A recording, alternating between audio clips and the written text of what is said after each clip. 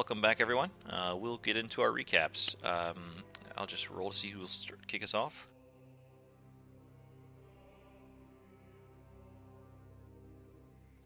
Tonight, if you don't mind, Serena, I know we've had a week off, but yeah, just go ahead and recap something that stood out to you or just some general information about last session. Yeah. So it's we finally got to leave Valaki, so that was exciting. And we got back to traveling, and we found Van Richten's tower because it's on our stop. It seems like we're going to Krezk.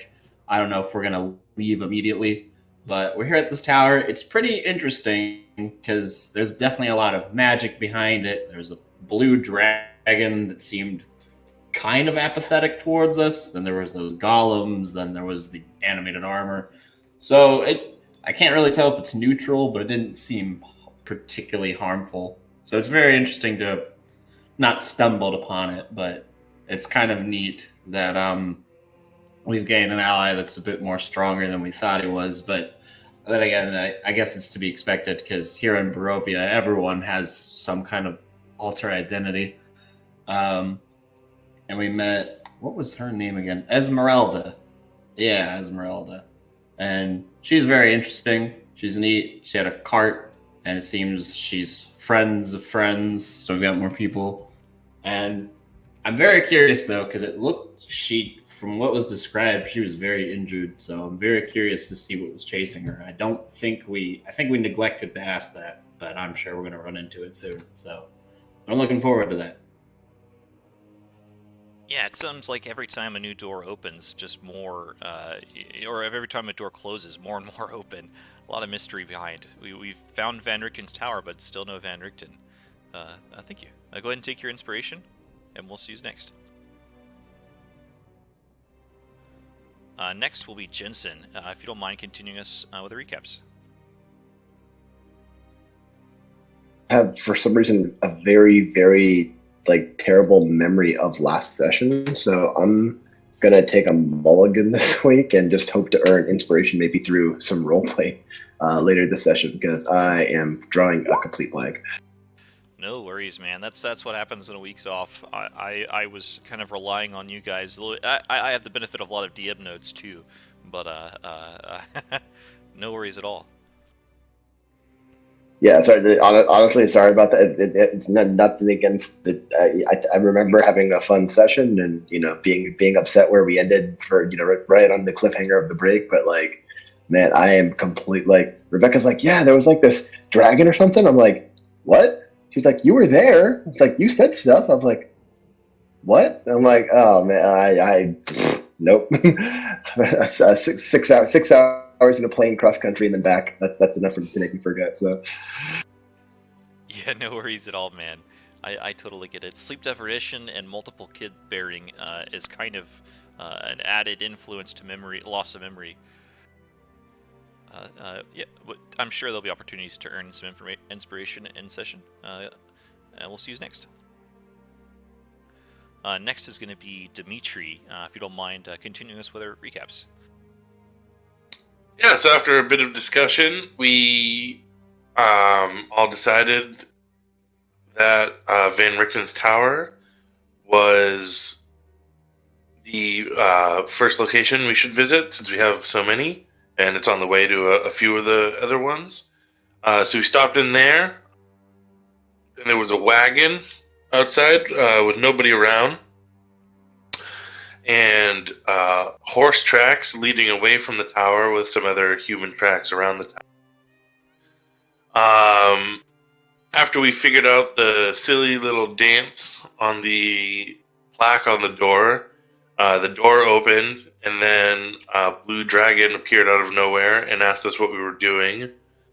And then we eventually said, oh, we're here to visit Van Richten.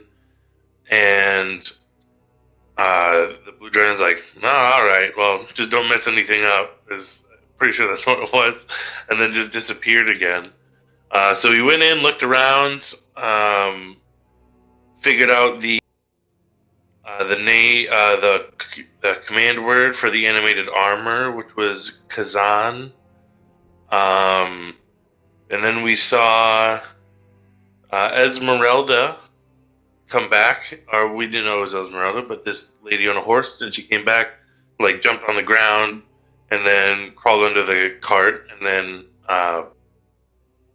Winrel went and had a talk with her. Then we all came out and talked with her, found out that she's Van Richten's protege, and that Rictavio is actually Rudolph Van Richten. And then I think we had a long rest after that, and then that's where we left it. I don't remember anything else after that. Yeah, I think we were just bedding down, or mid long rest maybe. But indeed, this blue dragon encounter was a pretty odd, peculiar, and quick one. A lot of little things. I particularly enjoyed Dimitri performing the dances and figuring that out. Yeah, figuring after getting hit with the electricity once, I ended up figuring out the dance. Yeah, I think Winrel stayed in the cart with Esmeralda for the long rest. I think either that or she's just in there for a little bit. I don't know. But... Yeah, indeed. Go ahead and take your inspiration, and last we'll go with Winrail if you don't mind finishing up our recaps. Sure. Did we talk about the Order of the Silver Dragon? No, not yet. Okay, I think that's the only thing really that's left. So during our travels, we once again came upon trouble at a bridge, and it turned out to be some sort of undead fella who could not remember his own name, but was basically compelled to stay there and to guard that bridge. And we found out he was part of the Order of the Silver Dragon, and that Vladimir Horngard was like the leader, and he lived in a old manor to the south. And it seemed like this order was intent on standing, while undead, standing up against Strahd, and potentially could be good allies for us. Yeah, definitely a potential. There's not many allies here in Barovia, and those that we do meet seem to perish quickly after, or turn out not to be so great. But yeah, maybe this will be a source of a potent ally, another potent ally. Thank you. Go ahead and take your inspiration.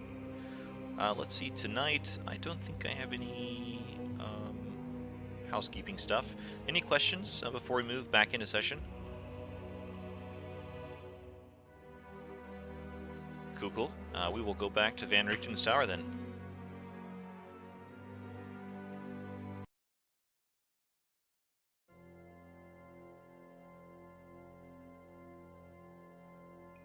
So I've removed the dynamic lighting on this map just because level stacked after level, but you can operate the elevator as you wish. The clay golems would come together. You notice that it moves pretty slow and rickety, and there's only really enough room for one of you at a time. About two of you could really squeeze on there, or more, honestly, but it would be like very uncomfortable and awkward and kind of hilarious as you slowly ascend, teeter on this elevator. But indeed, Winrel got invited into the magical wagon of Esmeralda. She kind of noticed a few things as they lay down to bed. Where will the rest of you be bedding down? Elward's going to totally take the top, say he'll be on the top level, and is going to be resting with kind of tinkering away at his puppets. Yeah, I'll be going up to the top floor too. And obviously take the animated armor up. I think I'll be resting on the first floor just to keep an ear out for anything that might go. On the first floor? Yeah. And Jensen is also resting on the first floor.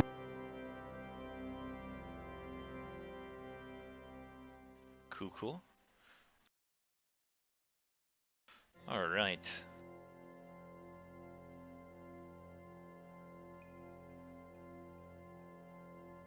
Yeah, I'd bring the animated armor up because I wanted to try it. Mess with it. Did I give you control of that token or not yet? Not yet. Just make Maybe sure. you did, but I don't have it anymore.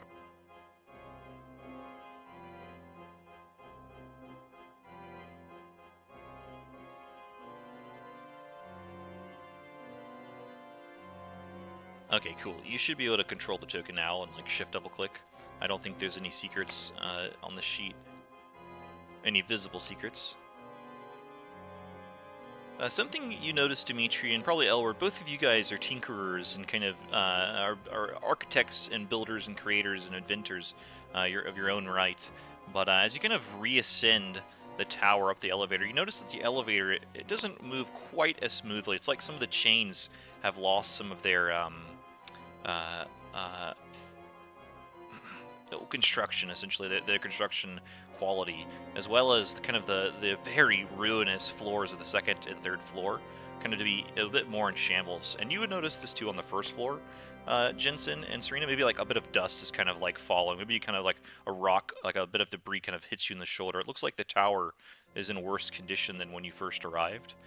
Perhaps kind of showing the toil of those massive lightning coating, like kind of tower shaking traps going off.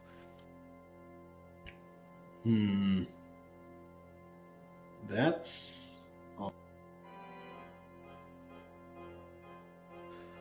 But let's see. Do you guys want to take a rest? I mean, watch over your rest. Do you want to sit 1, 2, 3, 4?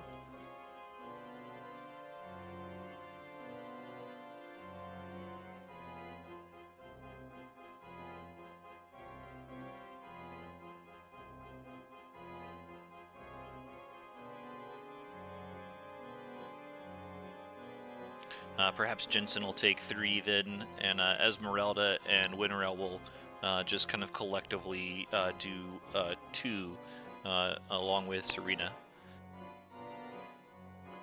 I do want to mess around with the armor a little bit and see if like the command words like etched anywhere, like on the inside or on it. Yeah, sure. As you kind of look over the armor a bit, you do notice that kind of slip of paper kind of noted on it onto like the inside of the chest plate of the animated armor with the word Kazan written across it.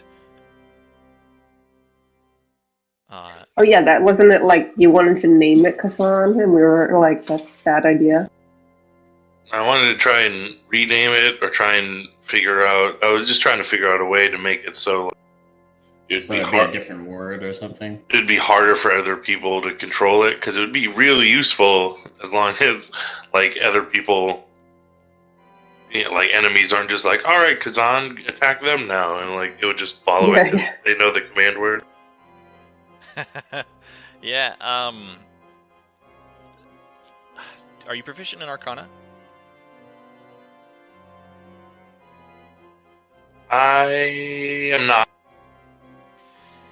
I'm gonna say this is gonna be a little bit out of Dimitri's realm of possibility, unfortunately. Yeah, that's fine. With his current, tool set, but I do like the idea.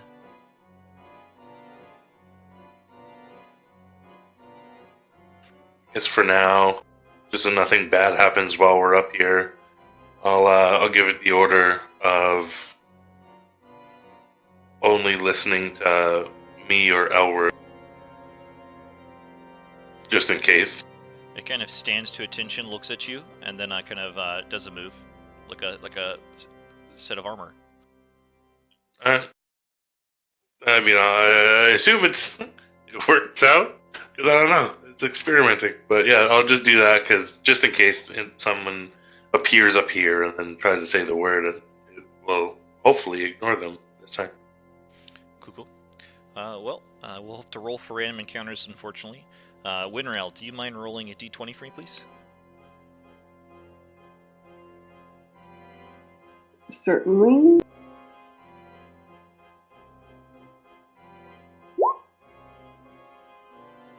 Okay, our knight will not have any random encounters, but as the mist kind of part just a bit, maybe the only indication of morning approaching, just a little bit lighter of a twilight in the lands of Barovia, you kind of begin to stir, Winrel, especially you. You kind of catch a scent, almost like a beastly and metallic scent. The scent of blood kind of hits the air. As the scent hits your nostrils, and Dimitri as well, as you're kind of looking out at watch, you kind of see the faint image of something kind of coming out of the woods nearby, and then you kind of look around, and you see another image, kind of coming out of the northwest, and then out of the northeast, and the southeast and the southwest parts of the woods, as you see packs, little mini packs of wolves, begin to breach the forest opening all around the tower, and begin to approach down the drawbridge into this little swampy area around Van Richten's tower. They kind of howl and call, making well known of their approach. As they approach the tower, they completely encircle it.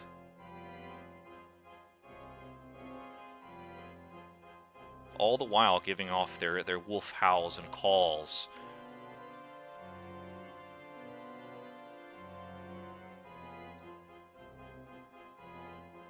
That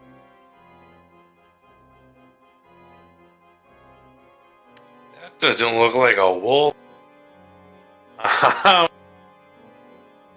I guess I'll fire off a shot and try and make it.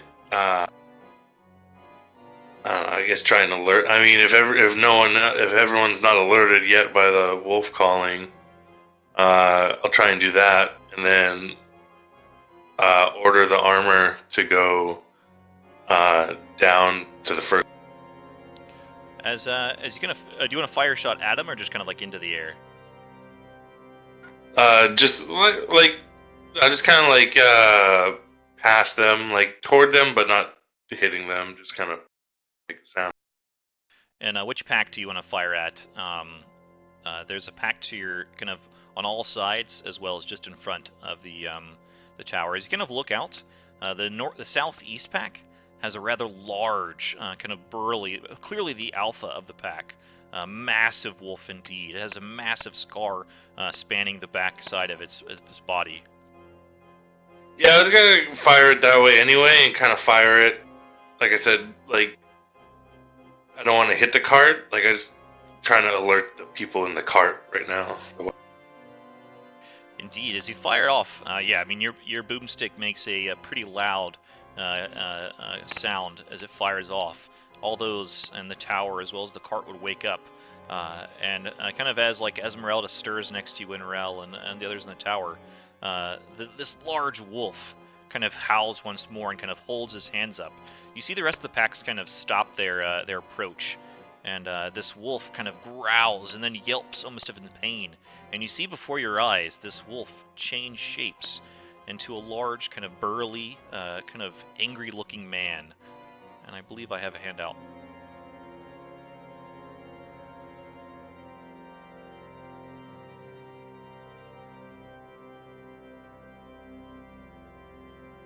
Oh yeah. And he calls out in kind of a gruff voice, "We come for the Vistani woman. She left our master's abode in quite the hurry. All we do is wish to take her back for a bit more of a chat with our master. Come out, little Vistani." I'm assuming I'm awake now. Yeah, you're all awake. Okay. I guess I'll like roll out of the bottom of the carriage. As you go to like roll out, Esmeralda kind of grabs your hand a bit. 1 second. If those are who I think there are, your friends are going to need a bit of help. Normal weapons do not work. 1 second. You see Esmeralda kind of begin to shuffle into a box nearby. I'm gonna roll out anyway while she's shuffling in the box. Okay, cool. And I'm gonna roll out like in this direction. Like. Yeah. You, like the trap door is just beneath the wagon. So you can kind of crawl underneath the wagon and then move to whatever angle you want.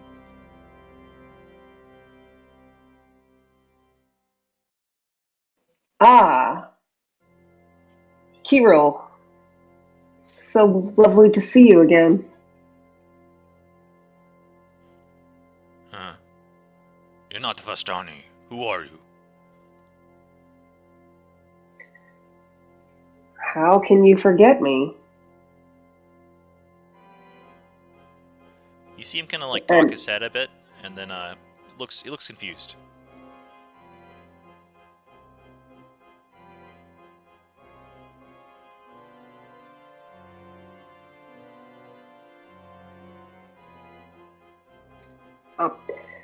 I'll transform to my hybrid self.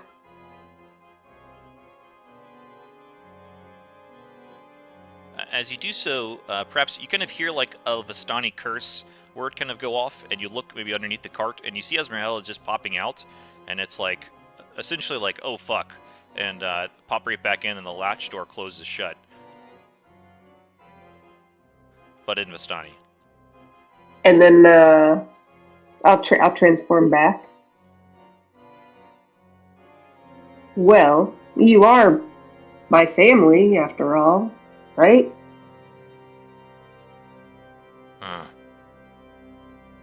We don't take in castaways. Or the weak.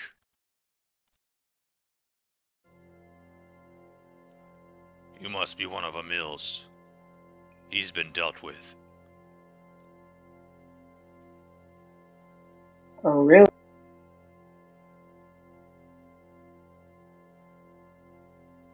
You see a few of the wolves kind of, maybe in like the southwest pack, kind of whimper a bit at this.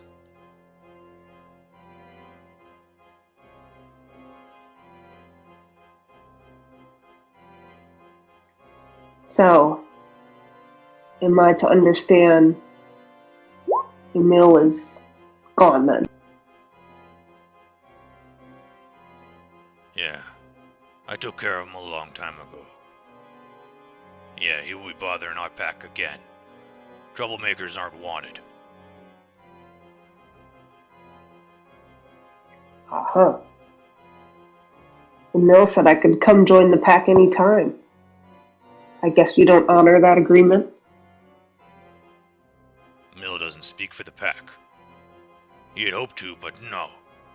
I showed him who's alpha. Mm-hmm. And who is your boss then now? Seems that you aren't the boss after all. He growls really angrily at this. All of this land follow one master.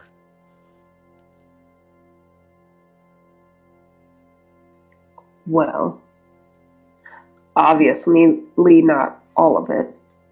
And she'll like point to the tower. What did you say? I'm sorry. Oh, obviously not all of it. And motion to the tower.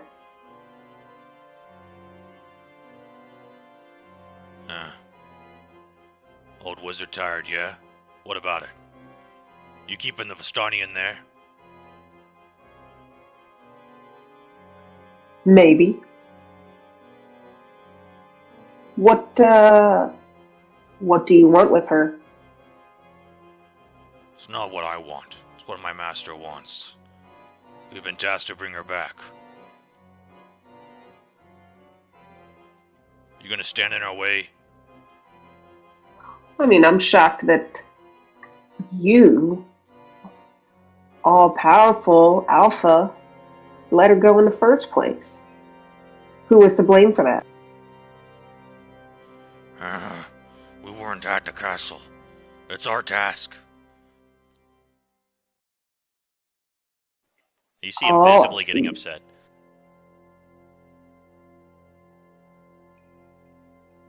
Huh. Well, unfortunately, I don't even know if this Vastani which you speak. We have a really bad history with Vastani.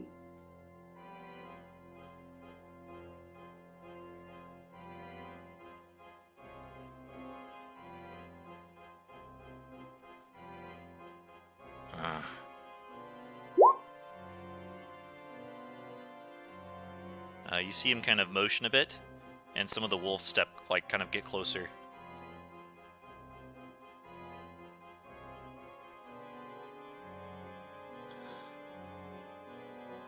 In fact, you see one pack of the wolves nearest the riding horse. The nearest one, the largest of this pack, kind of jumps up and like scratches into the riding horse haunches, and the riding horse gets visibly upset and kind of tries to kick away, and then it attacks once more, kind of slitting the riding horse's throat.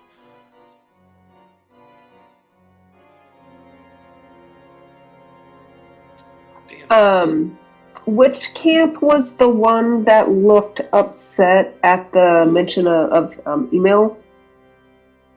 The ones to the southwest. To your left. Oh, the ones that just killed the horse? Yeah. Oh, okay.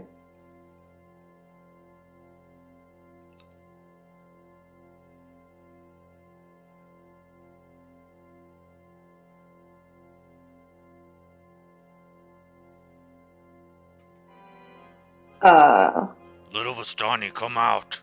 I'm tired of these games. I suggest you not make another step closer, friend. We have no trouble with you. Look, Kirill, my friends are very powerful. You do not want to go up against us. Even if you don't accept me, I'm not sure if now is the time for me to kill you.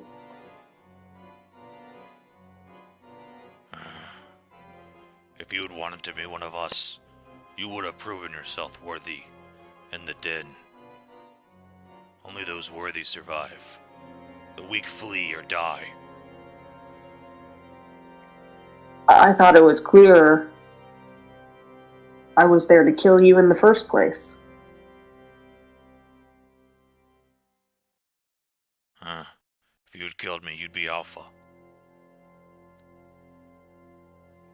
Well, I wasn't a wolf back then. Even Emil had other ideas.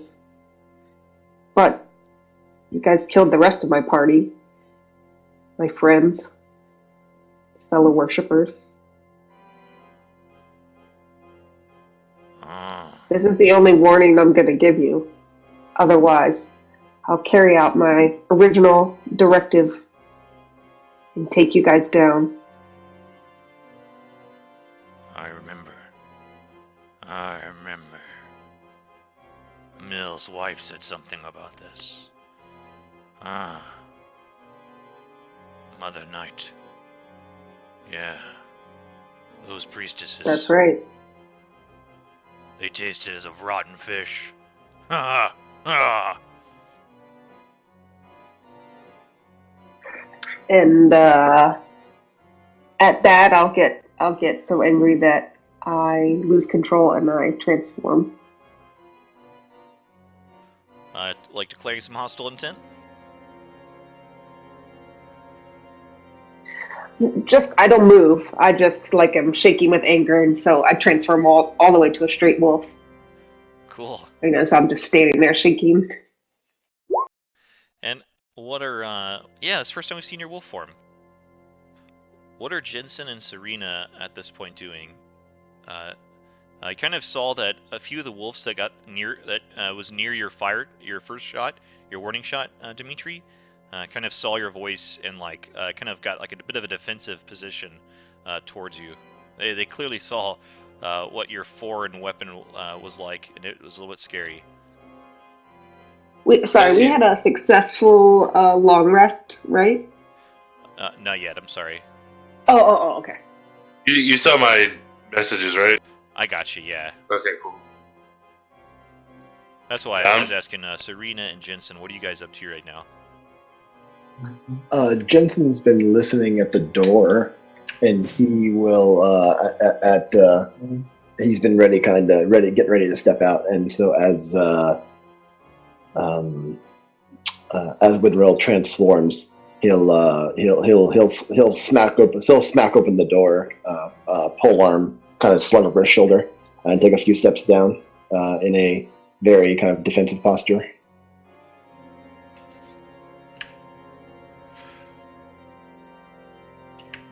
You sure we can handle this? I mean, there's a lot of them. But it looks like talking is out of the way.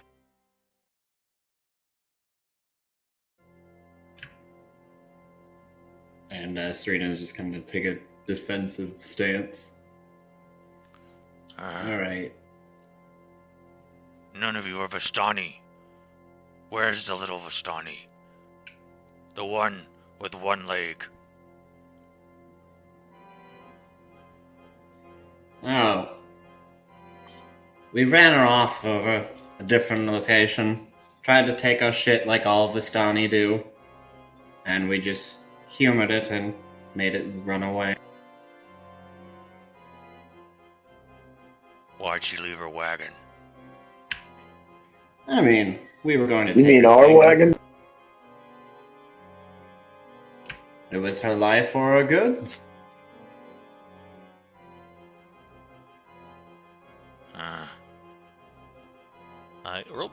You guys can roll. One of you can roll deception. Either one if you want. I have a 1. I have a -1, so I will roll it then. And I will use my inspiration on this.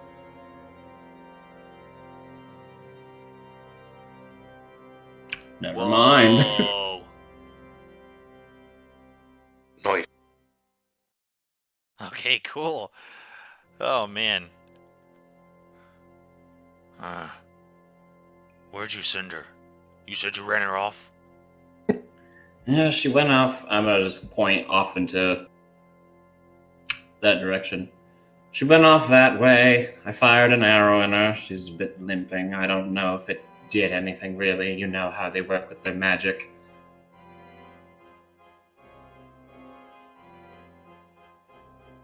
You kind of see him. Kirill kind of begins to stride over that way.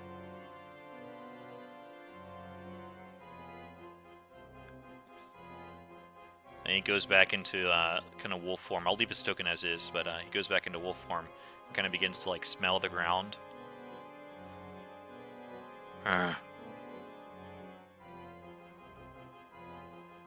It was a while ago. No blood. Damn. I must be getting really bad with my shot. You missed? Quite possible. Alright, boys. Got a bad shot, 2 bad shots. A wee wolf. And a guy who wields a big stick. I'll go after the Vistani. You will take whatever spoils you want. And you see Carol begin to kind of stride off towards where you told him Esmeralda went. And the other wolves begin to kind of approach. You see their mouths drooling. And roll initiative, everyone. Shit. I'm gonna move my token down so it looks like it's on the first floor, but it's just so I can see the battle instead of having to slide up. Oh yeah, that's totally cool with me. That's totally cool with me. I'm gonna leave Elward's token there, but you notice that he's pulled out one of his puppets and is ready to cast a spell.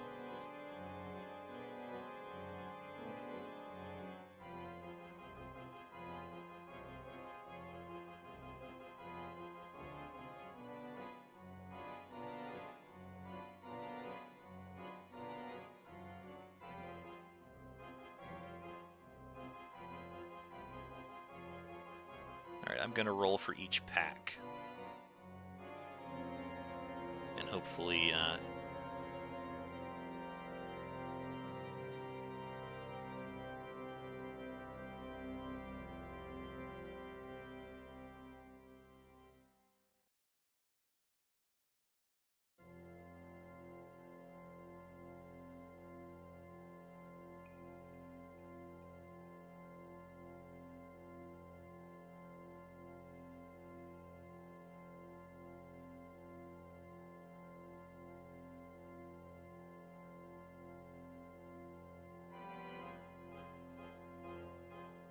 Cool. I think that's everybody. Let's turn some battle music on. Dimitri, I think it's pretty apt. You had your gun ready to go. You're ready for some aggressive action. You had a ready to action. Go ahead and use your ready to action, and then kick our turn orders off. Okay. Oh, was it triggered by him? Yeah, it was if he made an aggressive stance, so he didn't. Like if he turned aggressive, like if he moved to attack, I was gonna shoot him as I loaded the silver bullets into it. Oh, yeah.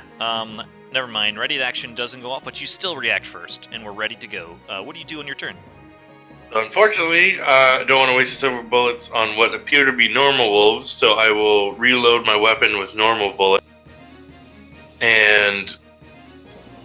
But then I will yell down and just yell out to Kazan to attack the wolves by the horse. Like go out and attack the wolves by the horse. So I don't know. Do I roll initiative for him, or did he just like go on to whoever's turn yells out? You can roll initiative for him. Yeah, it'll be like a summon, a conjured creature kind of thing. Okay. That's pretty good initiative. So on his turn, then he'll just obviously follow that order. But yeah, because I don't want to waste the few silver bullets I have on what appear to be normal wolves, so I'll reload and then that. Yeah, that's it. I don't really have any bonus actions right now. So. Serena, it becomes your turn. You did a very deceptively trick the leader into kind of moving off field. But what do you do as the pawns kind of move towards you? I'm just gonna kind of move forward a bit, and I'm just gonna look to everyone and just say, like, hold the line, keep it together, because we don't want to get too split up on this. And I'm gonna take a dodge act.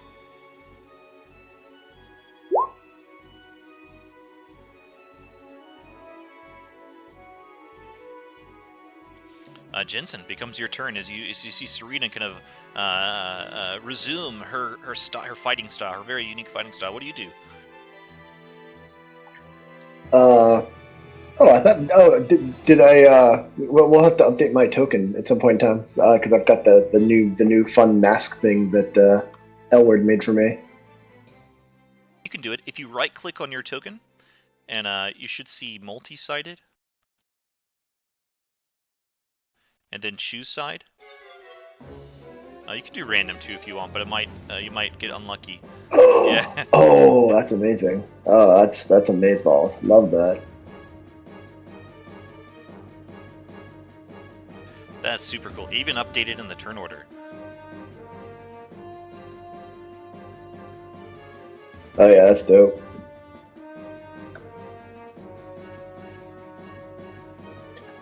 You'll see Jensen kind of adjust his pole armor, kind of slung over one shoulder. You'll see him adjust his mask and just say, "Where's the fun in that?" And he'll go charging off toward this guy. Is the blue dot? Sorry, what's the blue dot indicative of? Is that where Dimitri shot? I marked each of the like the ones I rolled initiative on to kind of track the pack initiative. Okay. But Gotcha. That one is each pack you notice has like smaller wolves and bigger wolves, and that is the biggest of that pack right there, the one with the blue dot. All right, cool. I'm gonna run up. And I'll swing, and I would like to take an attack action here. I'll swing twice at the big one.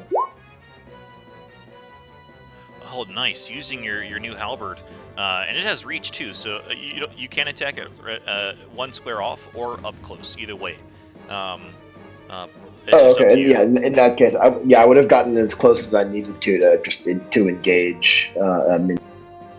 Both are definitely hits as you carve into this wolf with your magical halberd, doing a good bit of damage.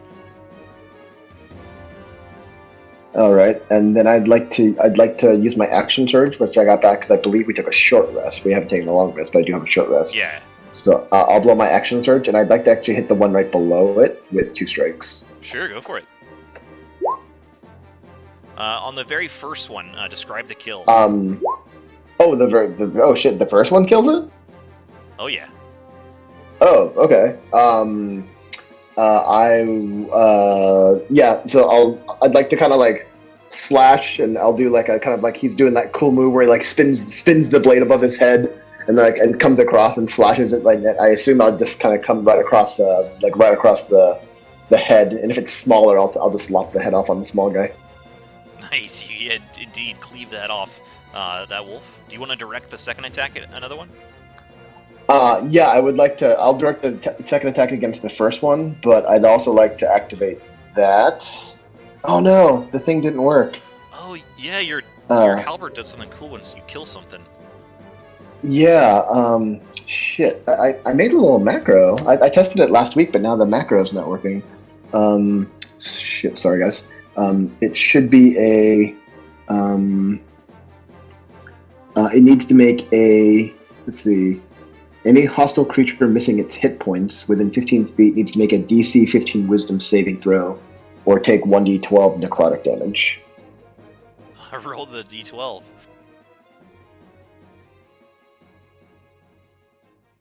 Yeah, I'll have to check that macro again because I made like a little macro to like to like do that all like to announce it and do the whole thing in one. Is it the RE titled RE? The title, title no, I have I'm sorry, is, that was my random encounter yeah. macro. That's all good. Yeah, I have one called Desnell. I was using like I'll play around with it. I'm sorry. Yeah, no worries. Okay, cool. So 9 necrotic damage, and then I guess if the 17 hits the 17 from the fourth attack or the second attack of the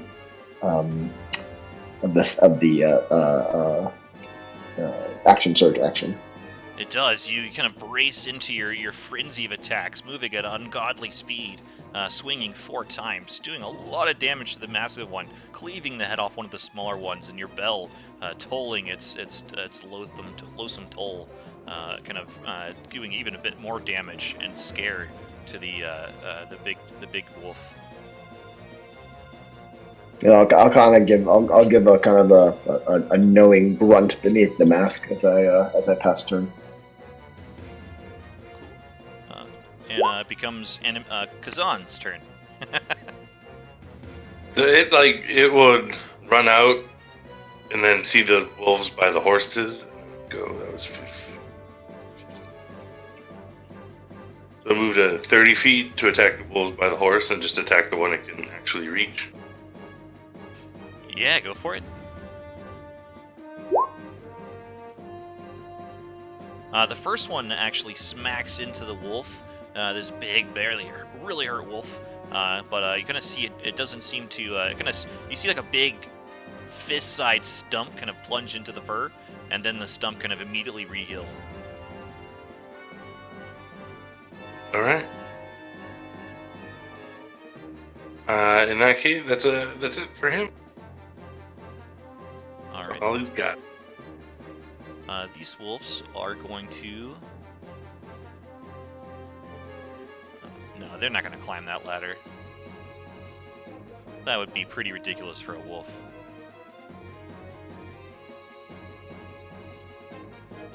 Gonna move this horse out of the way.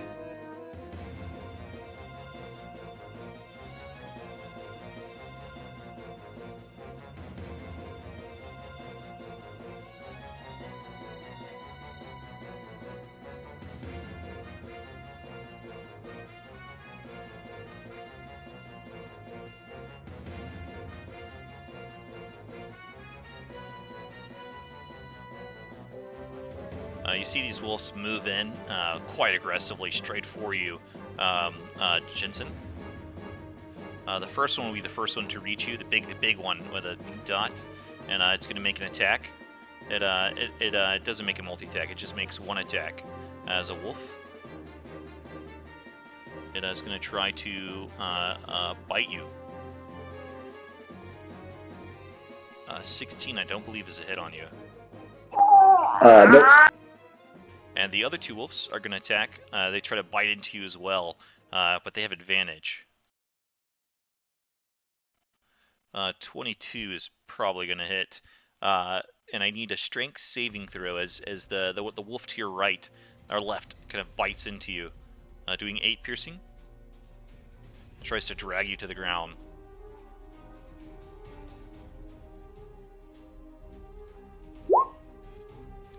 You keep your feet on you, and then the second one bites into you for 6, and I'll need another strength saving throw.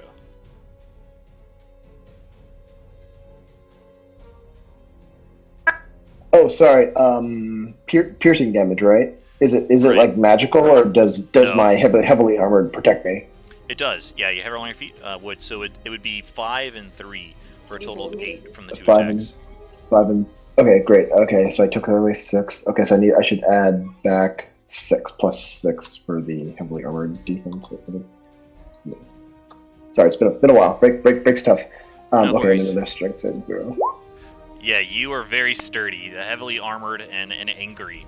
These guys have nothing on you. A few bit of teeth marks into your armor, but that's about it. That's that set of werewolves. The next ones are the one to the south, and they're going to kind of rush you. Winrel, you notice... I'm sorry, Serena, you notice that this pack has 2 big ones on either flanks and 1 smaller one. Alright. And they just kind of rush up. This one would go here. Alright, so we'll go left to right. The first of the big one's going to try to get to you, Serena. Disadvantage, 17. Nope. And the wolf will have advantage. So it'll be normal then? Normal, right? 12 is a... I'm gonna riposte that. Go for it.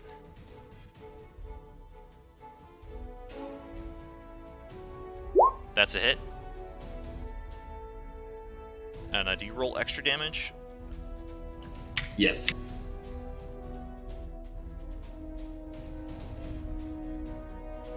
Nice, and that becomes a kill with your excellent fighting style. Do you want to describe the kill?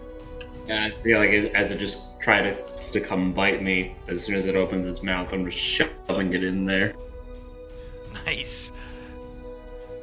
And the other one is going to see who he texts.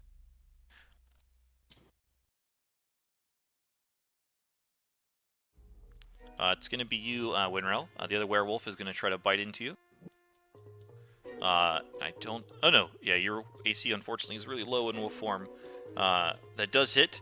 No need to make the DC Constitution saving throw to see if you contract lycanthropy. Because she already has lycanthropy. So 5 normal piercing. And, Yeah, 2.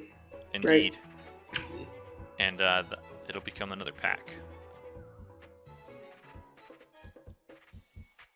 This is the pack that's almost dead. Yeah, that one was pretty terrified, but they're kind of enraged at this point. They're going to step forward.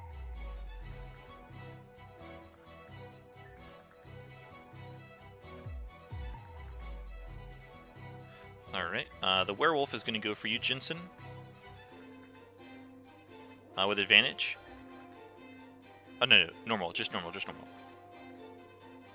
21 will hit, I believe, for 10 piercing, so 7 piercing, and I need a Constitution saving throw, Jensen.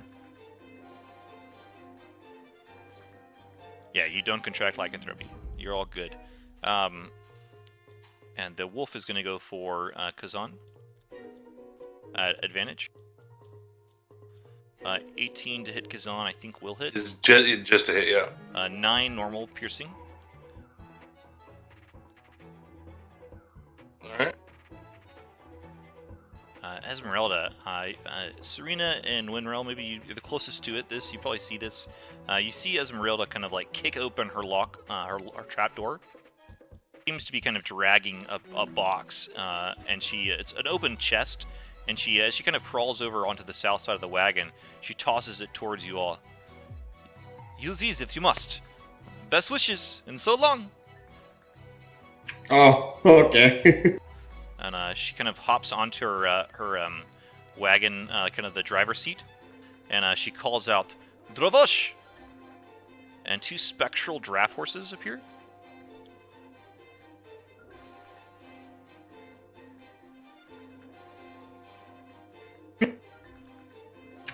This is a big horse.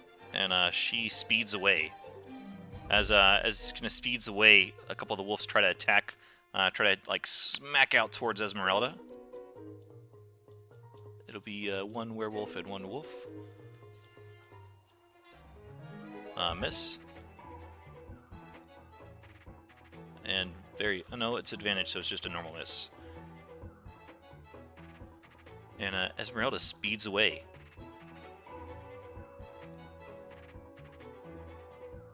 Wagon and all.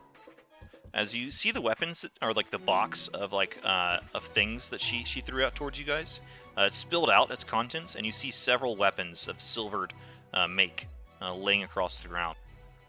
Now you see a couple of the bigger wolves kind of really scowl and growl at this.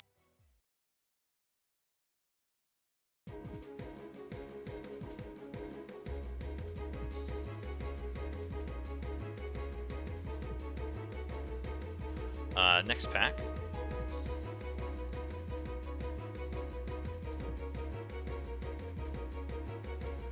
They're going to come in for you and Meryl.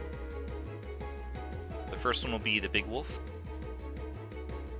That'll hit for 6 normal piercing, so 3. And then the other 2 wolves will attack at advantage. Both hitting for 4, a net 4 and a net 4. So total of 8 piercing, total of 11 piercing from that round. And it becomes your turn. Isn't it rounded down? Isn't it 3? Oh, yeah, resistance. Sorry, I was doing heavy 3. armor master. So it's a total of yeah. 9. Yeah, total 9. Sorry. But you have heavy armor master too? No. Yeah. I do, but not in werewolf form. So normally I take half, and then is the -3 before the half or after the half? It's before. Yeah, it's before when it applies. Okay. All right. Your turn, Winrell.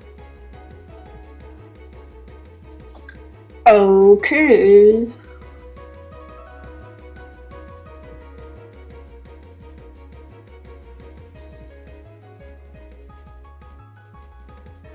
I will just claw out at the north one.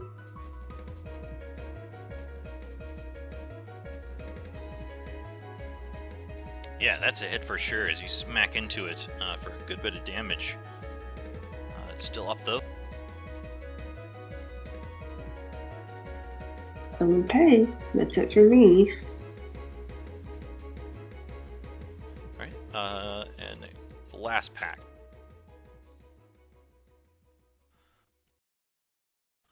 I wish they had a way to scale, but they do not.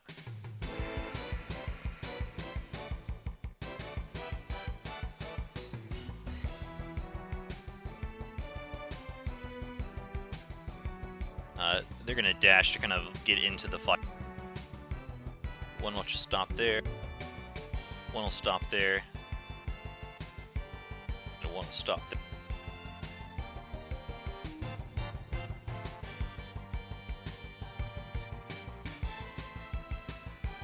Alright.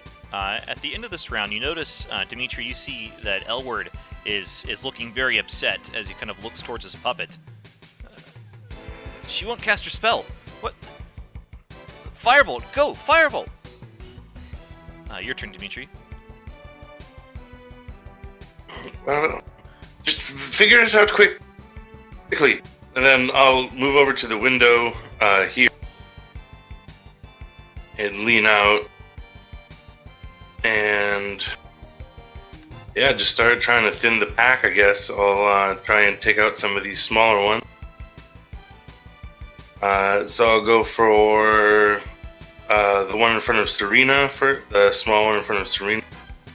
I'm going to use spend a grip point and use Violent Shot. Sweet, go for it. 13 is a hit. So I gotta remember to make a Violent Shot macro. It takes 14 total damage. Do you want to describe the kill? Just like right through the head. Nice. Oh, go ahead. Oh, sorry. I was gonna say I'll regain the grit, spend another grit point, do violent shot on this one, the next small guy. That one's actually big. The one to the immediate right of Serena. Yeah, sorry, I didn't put a dot on him, but I will now. Okay. Then the one after that, then the next one that's not big. Okay, cool. So it was a 19 to hit. That is definitely hit. Roll your extra damage. And you want to headshot another one? Yeah. Another Then I'll action surge. And then go for this one here. Same thing. Spend a grit to violent shot. That's a hit. Roll damage. Just another headshot. You're going to get the largest stuffed animal at the carnival game. And then gain the grit back, spend it to shoot this one down here with another violent shot for the final action surge. Yeah, go for it. Jeez.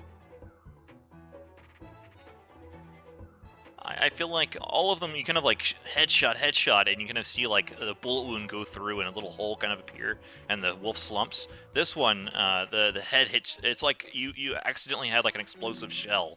It hits the wolf's head, and the head just explodes in an eruption of blood and gray matter. Nice. Gave the grip point back, and then yeah, and then that's.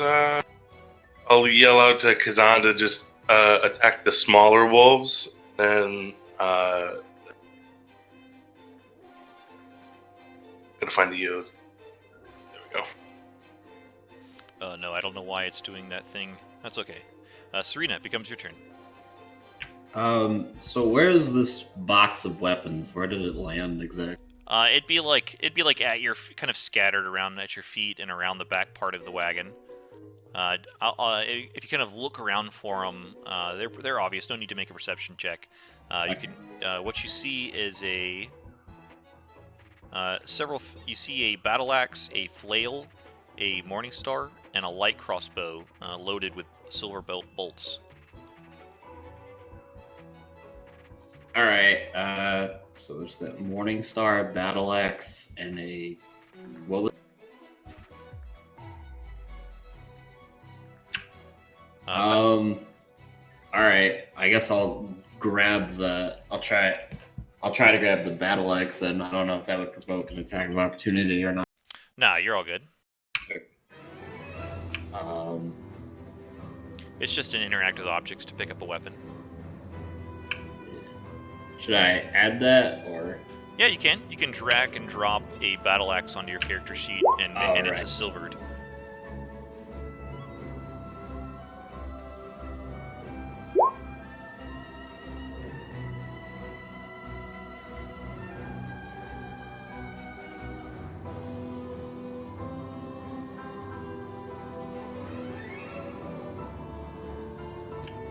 And just gonna drop the rapier and be like, "Oh, this feels weird, but all right." And I'm gonna swing at that one. Yeah, go for it.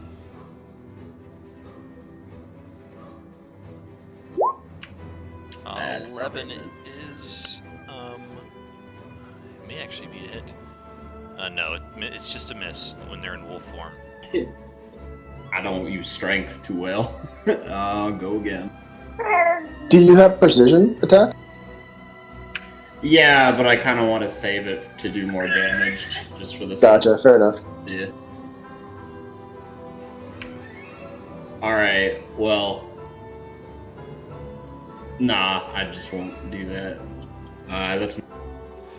Throw technique to the wind and try to clumsily use this heavy weapon, and it Yeah. looks as awkward as it was. Unfortunately. Any bonus actions? Anything else?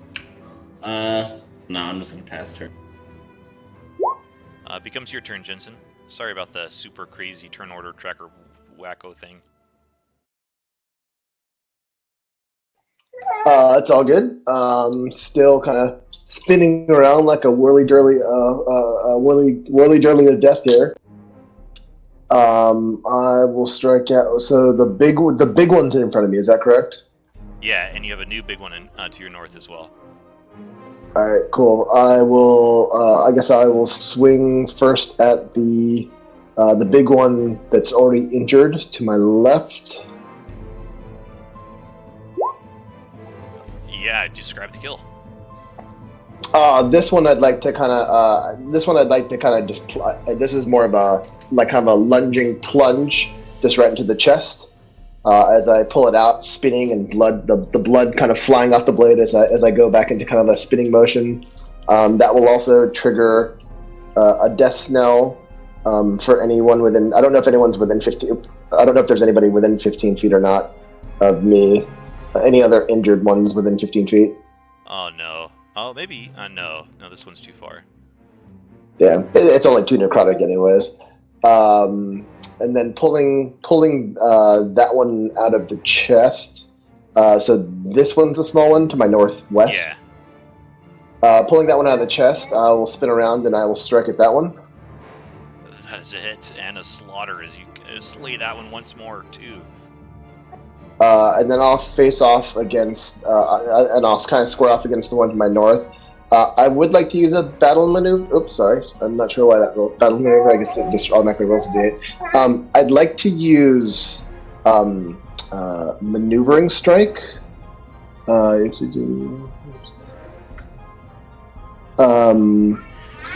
think, let's see, when I hit a creature, I can expend a spirit dice. I'd like to shout out to Serena to Serena to take Serena to step back, and so whether or not she chooses to, she can spend her reaction to use half her movement without provoking attacks of opportunity. So whether or not she chooses to do, I'll leave that up to her to Serena. The one unfortunate kicker on that is it doesn't provoke attacks of opportunity from the thing that you hit. Oh, I made this mistake before. Dang it! I feel like I've done that before. I keep misreading that. I keep misreading that ability. Yeah, I know. That's such an attractive battle master option, and then it's got that. It really shouldn't have that little last contingency, but I guess it makes sense. It's like you knock the sense out of something, and it'd be way too powerful otherwise. But yeah, no, I keep misreading it. Sorry about that, guys. I think that's like the same. No worries at all, dude. No problem. All good. Yeah. I don't think I'll move then, just because. Yeah. I don't want to take 3. Yeah, get Nox. Yeah, that's my bad. You can totally No retcon problem. that superiority dice. No need to expend that. Okay. All right. Cool. Yeah, I'll retcon.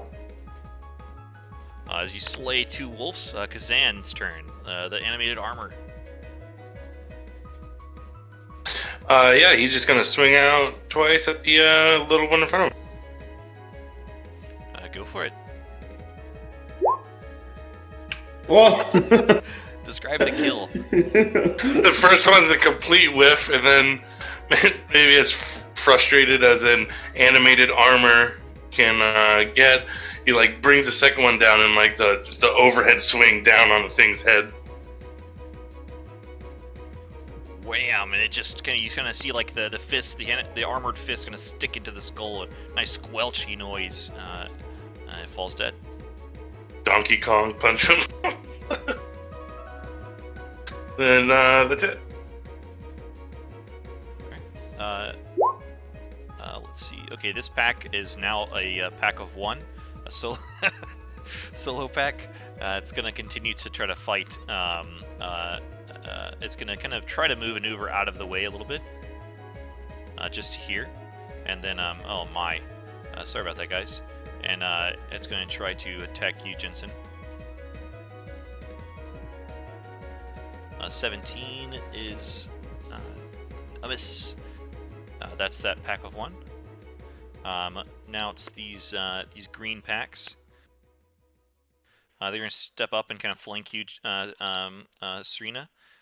They gonna just saw that wobbly attack, so they're a little less intent on you, as others. But we're gonna roll to see who this one tries to attack.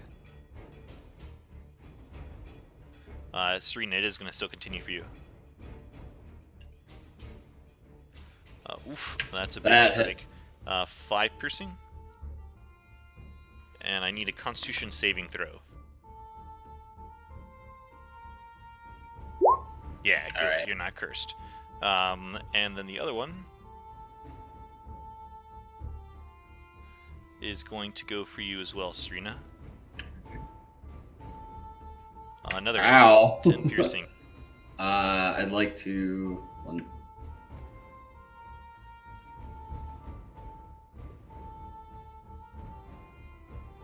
Oh, cool. Yeah, go for it.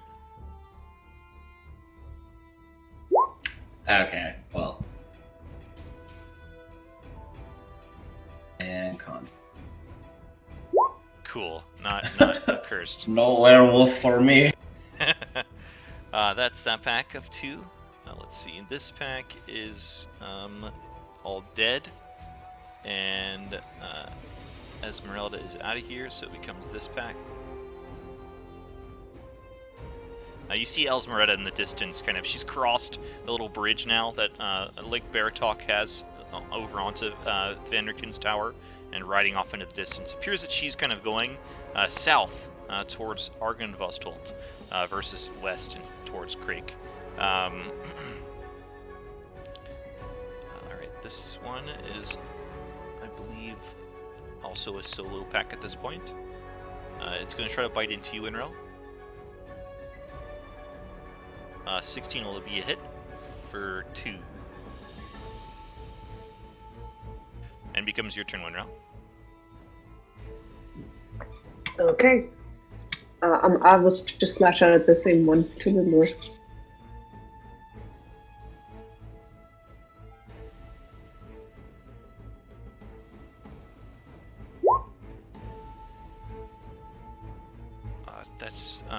Do you have advantage for something? No, I don't think so. Okay. 12, unfortunately, is just a miss on the wolf.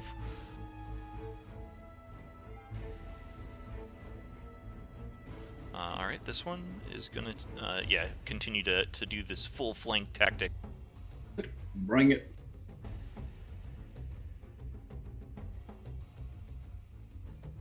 This time you easily dodge it. Mm-hmm. And Dimitri, becomes your turn.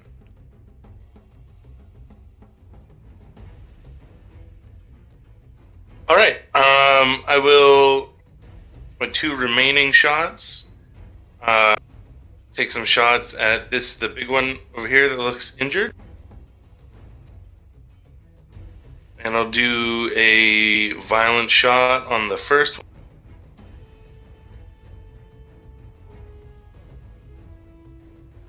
That is a hit. I forgot to enable it. For 14. Does it appear to be effective? Oh, that was a small one, I'm sorry. It just had a red dot because it was below half health. Oh, okay. I'll take that grip point back then. But you swallowed And then it. I will fire at eeny meeny, I guess this one. The big one right here. Yeah, they're all big at this point. Yeah, I'll use another violent shot on it. 1 point. For Matilda, as you fire Matilda into this wolf, it is effective. Alright, so it's 10 damage. And then I'll have to spend I was doing it wrong, apparently. I think it was because I was confused, because I only had 1 attack, so to reload it took that 1 attack, but it only takes 1 attack. So because now I have multi-attack, I can reload and then attack. Right. I think confused me because I was just like, yeah, I have to spend a whole turn reloading, but that was because I was so used to reloading it with 1 attack. Yeah. Matilda counts as magical, right, for overcoming resistance, since it has spirit points? Yeah. Okay, cool. But that is my turn. Serena, becomes your turn as you find yourself surrounded by these wolves. I'm gonna wobble, do my best to try to hit the one that's been.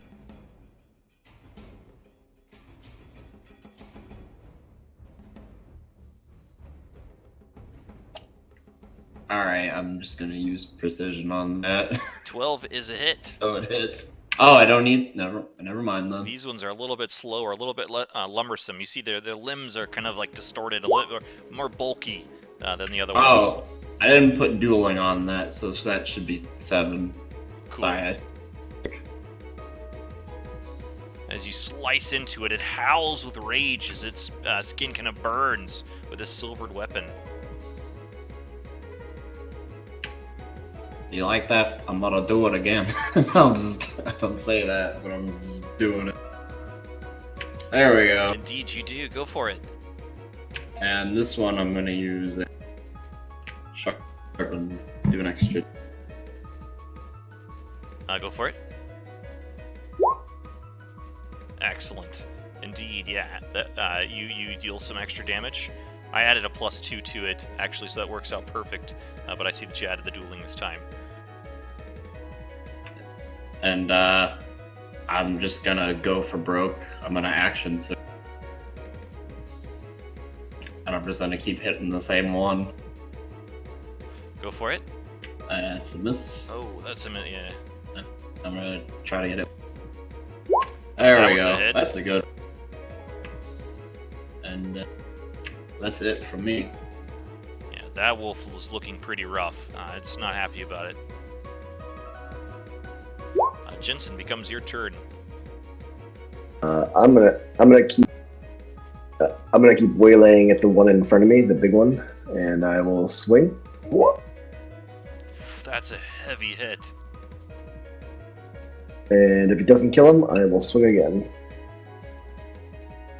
That is another hit, and still up, but really hurt as you waylay twice into this wolf with your death knell. Gotcha. Let's see. I will go ahead and use second wind. That's just one. It's just 1d. It's just a hit die, right? It's not plus a con mod, I think, for second wind. No, does anyone remember? It's like a. Is it a D10 or I think it's a D12 plus your level, your fighter level. Is that right? I'm spacing out of it for some reason. Here. Oh wait, hang on. There it is. Oh yeah, one D10 plus fighter level. Okay, cool. Okay, cool. All right. Yeah. I'll pass, but I'll be using that in the meantime. Nice. Take a deep breath. You kind of rejuvenate a bit. Kazan. Right, I forgot to give him an order last turn, so his last order was just attack the small wolves, and there's no small. So It's all about perspective. You gotta attack the smallest wolf. it's true.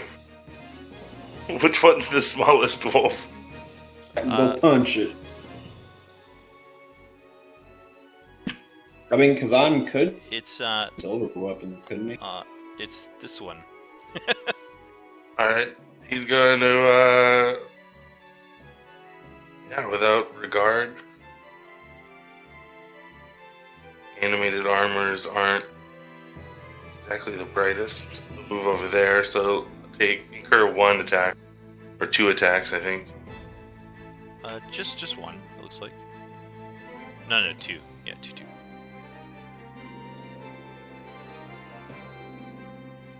Neither piercing the armor. Nope, and then he'll take 2 swings out of that one. He slams into the wolf one time, kind of denting into its flesh, but the little crater kind of pops back out. Totally fine.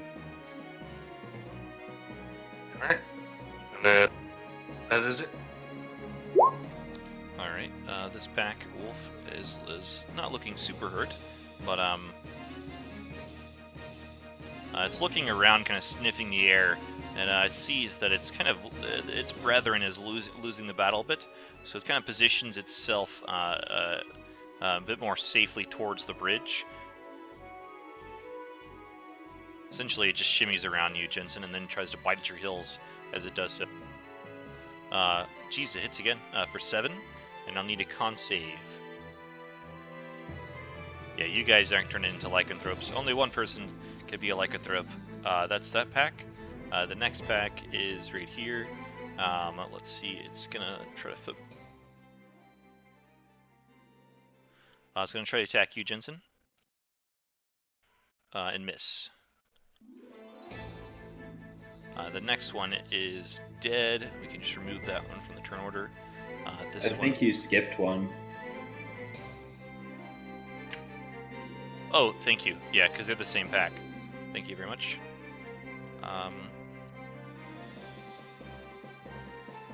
It's gonna try to bite into you, Winrel. It really. Oh no, it's really hurt. You see this one. That's why I skipped it. Maybe this one's bloodied and bruised from the waylays of this battle axe, as well as a shot from from Matilda. You see, it kind of tuck its tail a bit. It disengages and is gonna attempt to run away. Well, if it disengages, it gets away then, because I can't. Is it using disengage or is it just running? It's gonna use disengage. Okay, yeah, it gets away then. It runs 40 feet that way. Alright, and this one here is going to, let's see who it tries to attack. It's going to try to bite into you, Winrel. Oof, for a pretty hefty hit. So that'll be 5 piercing. Your turn, Winrel.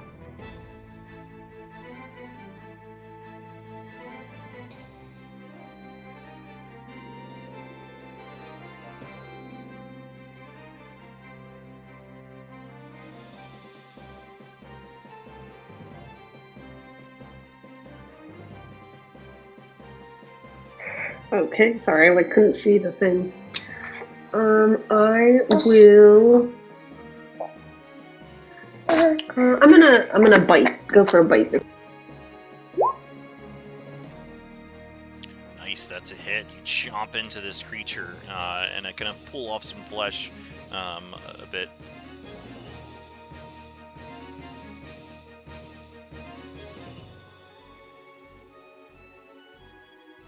Alright, this one down here is still looking good. It's all one tail, and it kind of howls, almost like a longing howl, and but it continues to attack. It'll try to bite into you, Serena. Yep. That is a miss. I'm gonna riposte. Cool, go for it.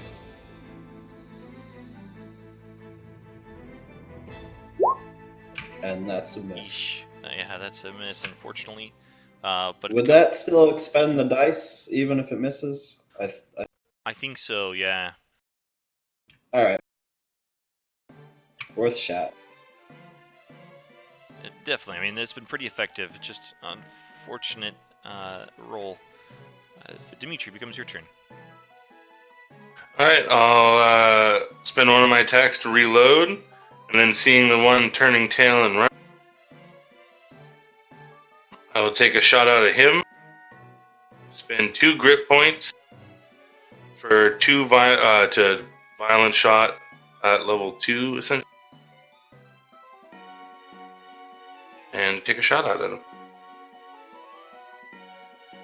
That is a hit. And that's with the violent shot damage on it already. Describe your kill as this thing speeding away at full speed, and you just barely took it down with your well-precise shot. Yeah, just like waiting, kind of like, for maybe it's like turned around, like just as it's getting away, like, oh shit type of deal, like turn around and look. And as it does, like its body turn, I want to try and hit it in the chest to like try and get it to. Nice. That is it. Becomes your turn, Serena. I'm going to grip it. Well, seeing that I missed this one, it's kind of the one that's more focused on me, so I'm just going to take 2 whacks at it.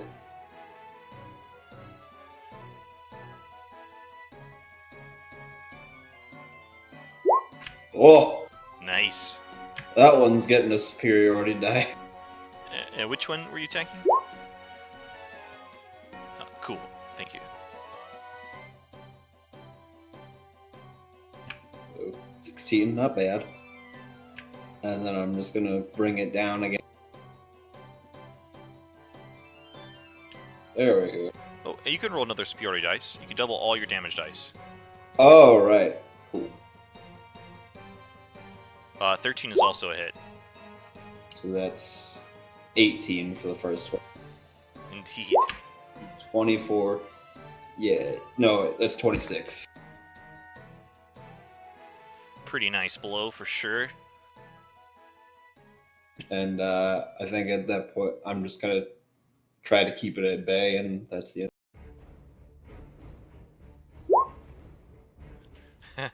Very nice. As you kick, maybe it was a bit wobbly at first, but you're beginning to wield that battle axe effectively.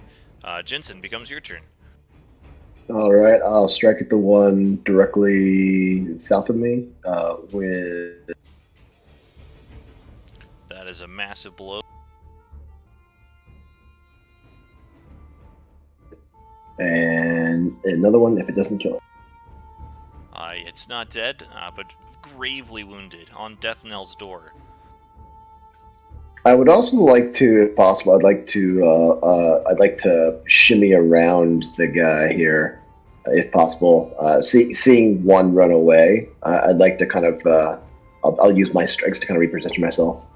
Yeah, you can totally do that. You just use your normal movement to kind of like, shimmy around. Yep. Kazan's turn. Funny, because I forgot to give him an order again, but that's all right. He's just gonna slam out at this, the small. Whop whop! This wolf, even though it's not taking much damage, it still hurts to get whopped by an animated armor, is dodging the attacks. And then that's it. This one is going to attempt to flee. It takes the disengage action. It's hurt pretty badly. Tucks its tail between its legs and tries to run.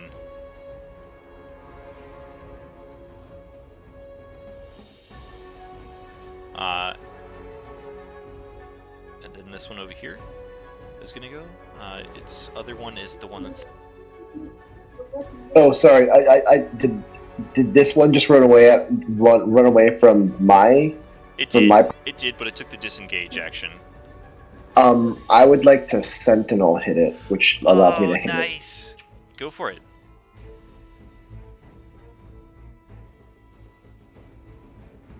Oh, so actually when it leaves it'd be like here. Because your reach is super long now. I think Sentinel stops movement too, doesn't it? It does. It would make the yeah.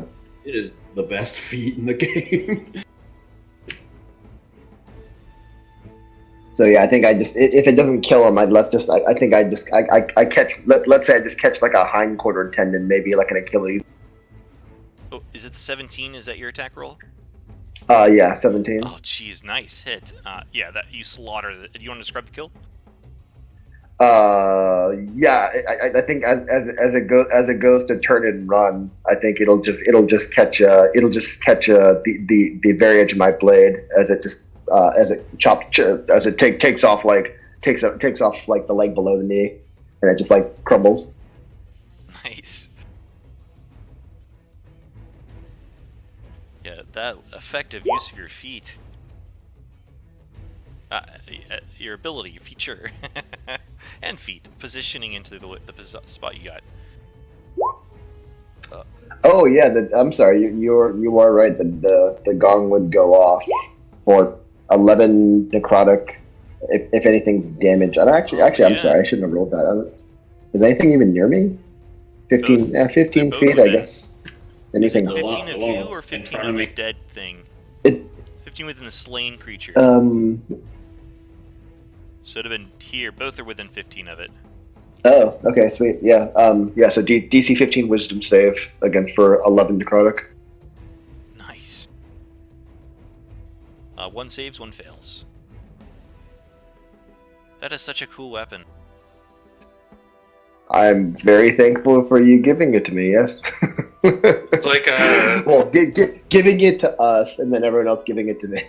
It's pretty great. It's like a Toll the Dead, essentially, almost like a Toll the Dead every time you kill something.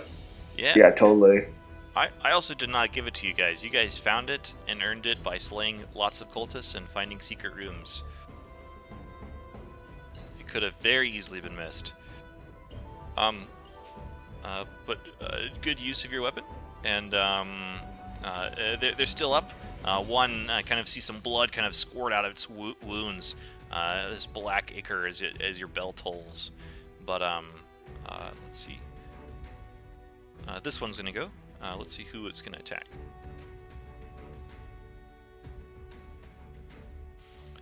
It's gonna focus in on you, Serena. All right. It's also gonna kind of position itself in a better spot to run. As it first it tries to snap at your heels, but it only uses that as a diversion to step a little bit of away. And then it becomes this guy's turn. It's also gonna do the same thing. That would provoke an attack of opportunity from the armor. I mean, it can't do anything, so I'll swing. It'll swing just to see if it hits, but Whop! Another fist-sized crater, and then it kind of pops back out as if the werewolf was made of jello. Maybe it is. Maybe so. It's gonna bite out at Winrel as it moved by and miss. Winrel, becomes your turn. That makes sense.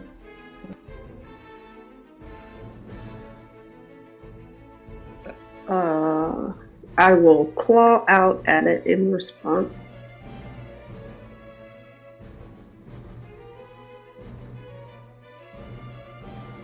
That is certainly a hit as you slash across your fellow werewolf.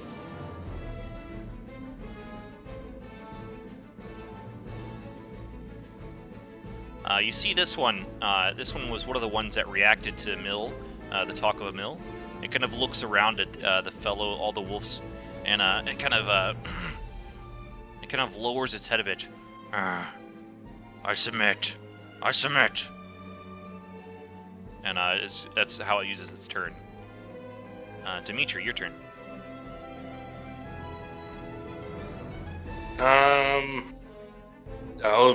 Just so I don't forget, I'll yell at the Kazan to grapple attempt to grapple the small wolf that it's been attacking. And then I don't care. I'm gonna shoot out at the other injured one in front of. Nice. So one regular attack. That is certainly a hit. And then I'll spend a grip point to do violent shot on it.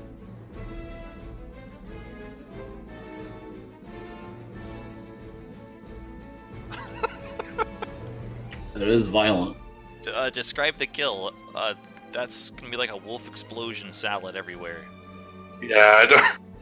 That's just like he goes to submit, and I'm just yeah, I don't care. It's just like two quick succession shots, just one in each eye.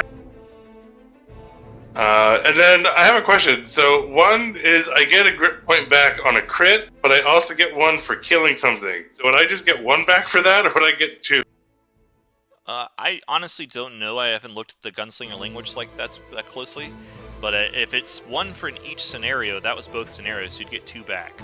But I don't think you can go above your max. So if you have if two would give you beyond your max, you'd still only get one. No, I only have. I had 0, so now I have 2. Right. Okay. I can throw it out. Oh no, that was 2 shots, so that's it. That's my turn. Cool. Your turn, Serena, as there's only 2 werewolves left. One had submitted and then exploded before your eyes.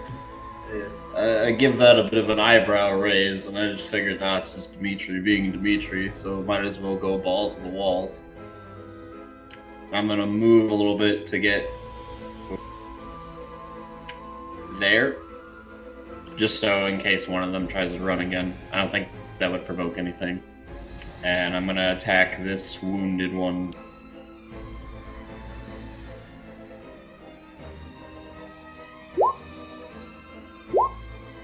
That is a hit for sure. And one. Whoa! You guys are crit heavy tonight. Nice. Do you want to expend any superiority die? I don't have any left, and that's it. Oh, still a pretty hefty blow. Jensen, becomes your turn. All right, I'll let out a somewhat fearsome roar, and I'll slash at the thing. Yeah, your roar intensifies the strikes as you hit twice. Spinning around is still a whirly dirly of death here. I'll maneuver. Oop, crap. I'll maneuver myself around a little bit further, and I will. Yeah, take a good advantage. Kind of you and Serena blocking off the escape route. Kazan's turn. He's gonna follow the orders and run around, and then basically try and grapple this.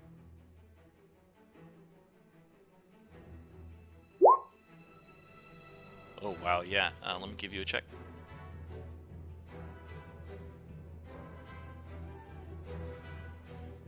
Oh, jeez.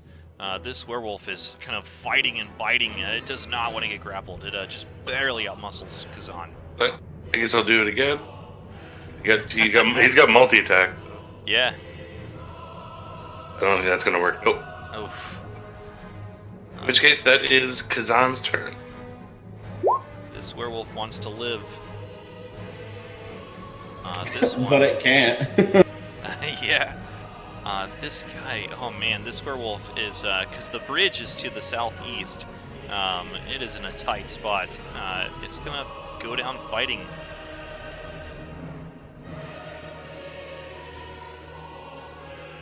It's gonna try to bite into you, Jensen. And hit for 7 piercing. And I need a Constitution saving throw. Yeah, he totally just saw that submitting, but he wasn't going to submit, he was going to run away. Yeah, you know lycanthropy? The last one is going to try to run away. So it's going to take a disengage. And it's essentially, it's 10 more feet off this map, so we'll just leave it there. It moves 40 feet. Your turn, Winrow.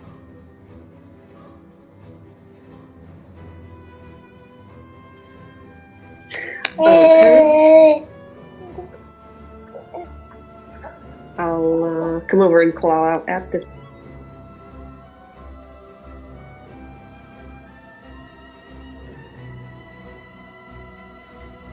That is a nasty hit as you rake across this other werewolf's back.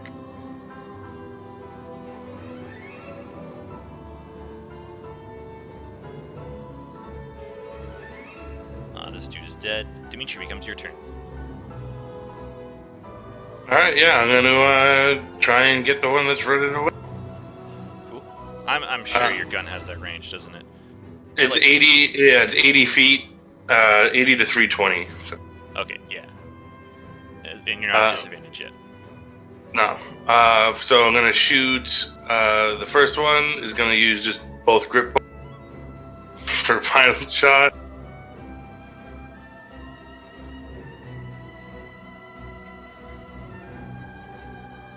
That is a hit, and it is a kill. As once again, you kind of strike right in the spinal cord of this wolf.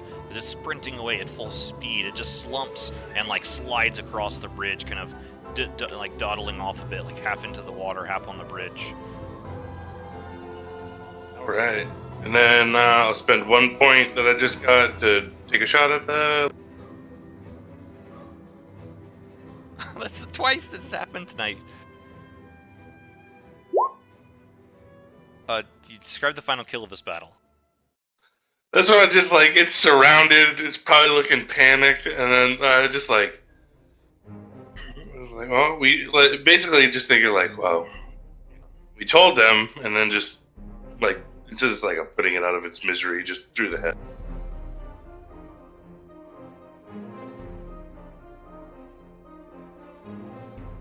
It's good because I only have 1 shot left too, so it worked out.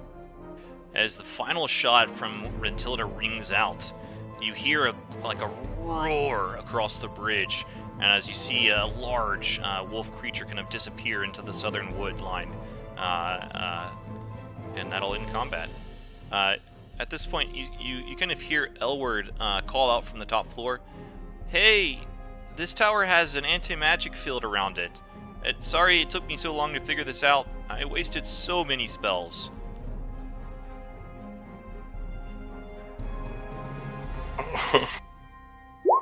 So the animated armor somehow isn't affected by that? Nope, it's not affected by it. That's I crazy. mean, All right. it might just be anti-magic for any magic that's not the tower. Might be selective anti-magic or something. That is quite interesting.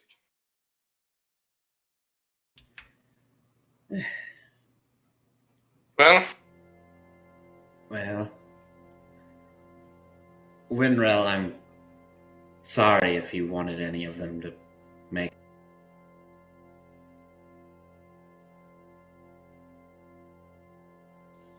Werewolf babies.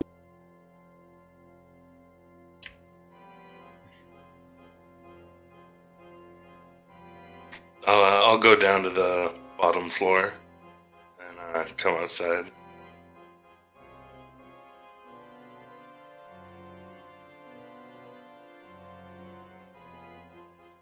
Well, seems like I work best from a elevated position.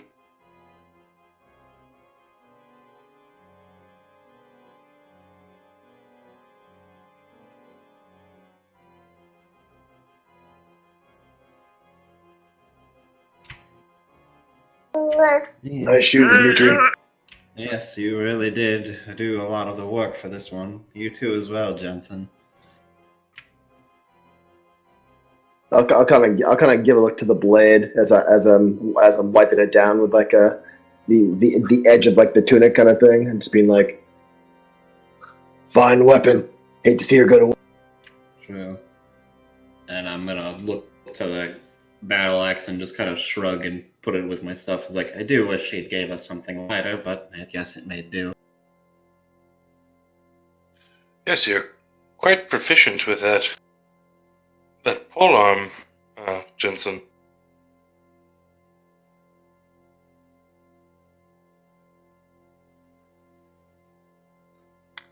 Yeah, it's just something I picked up. My brother and I, we got schooled in all sorts of weaponry. Hunting monsters, you never know what you got. Yes. I should have kept up my practices with other weapons, but it's nice to know that we can at least handle that, though I think our little friend that left saw what we...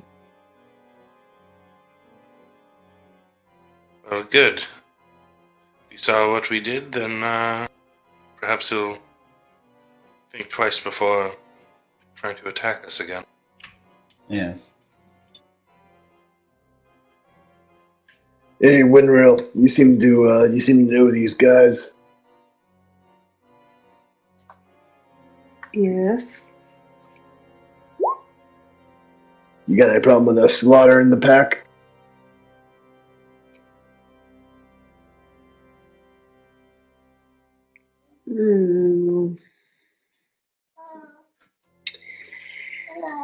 Hmm. Certainly not the leaders, nor the wolves. I'm not sure how I feel about the rest of them.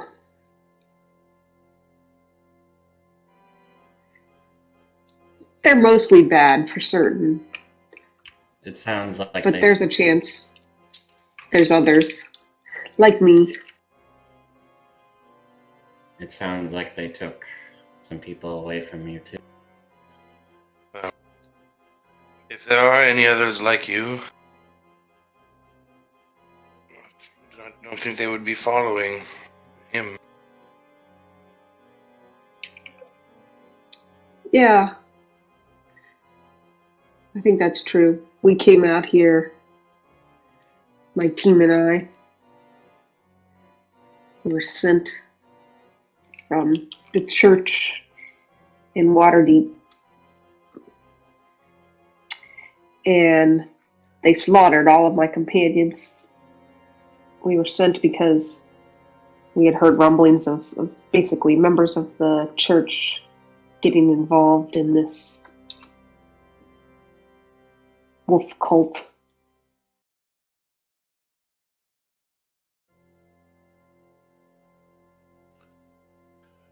It sounds like they, I know not all werewolves are bad. You're clearly an example of this, but these ones sound like they've turned to the darker path of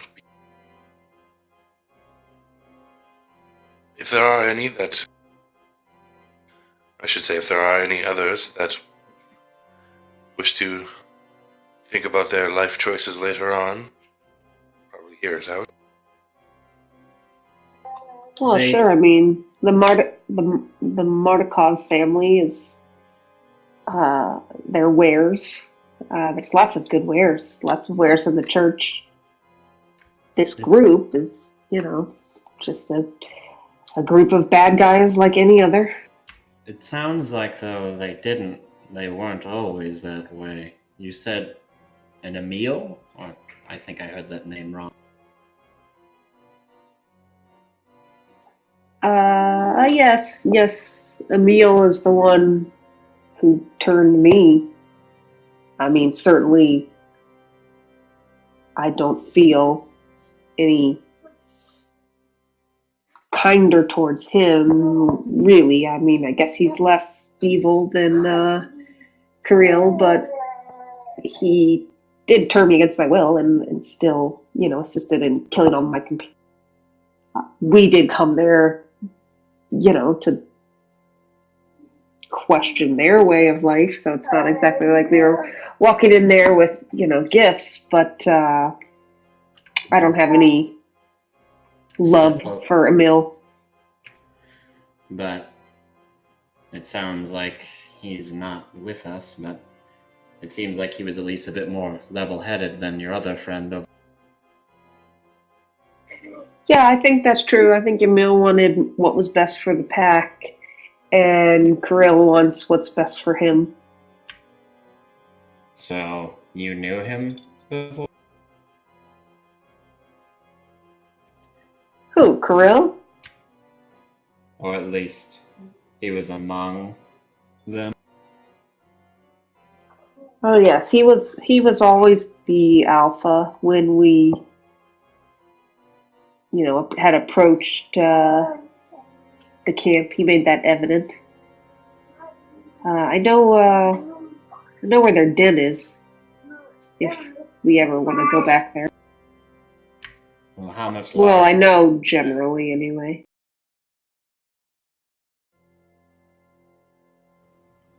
I mean, it might be better to go to them before they come to. Yeah, certainly. Kirill's not going to take this lightly.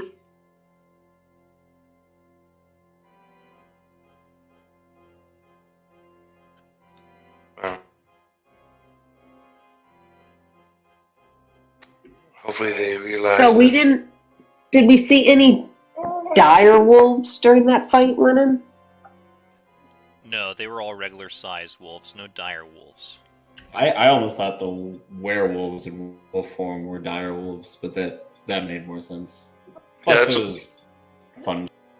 Well, that's what I thought too. I thought it was going to be like the one werewolf, and then I thought it was like dire wolves and wolves. So, do the werewolves turn back into humans when you kill them, or do they just stay in wolf form? Oh, that's a good question. I think they go back to human form, actually. Mm-hmm. Yeah. Yeah, Okay, they totally go back to human form. So, at your feet you see a huge amount of wolves and blood, obviously. You see humanoid remains, as some of them had like their heads exploded and their bodies just ripped to shreds. But you notice that some of the wolves change back to a spectrum of humanoids. Some look like dusk elves, some look like Vistani, some look like native Barovians. One or two actually look like pretty youthful humans, like teenagers almost. All of them look like they were probably incredibly athletic, like the cream of the crop type athlete type humans. Or humanoids, sorry. Interesting. He did say they were put through a den. I can only imagine there's plenty of piles like this back where they came.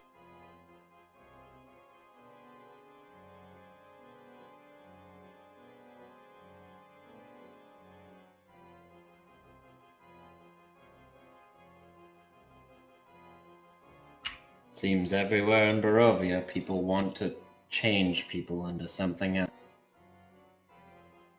It seems like a lot of the times, too, so far that, well, not a lot of the times, at least with these and the cult, is power talks. They did say they answer to one man.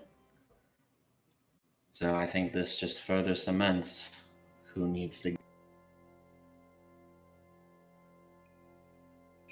Well, I do know that they often target children that play in the woods.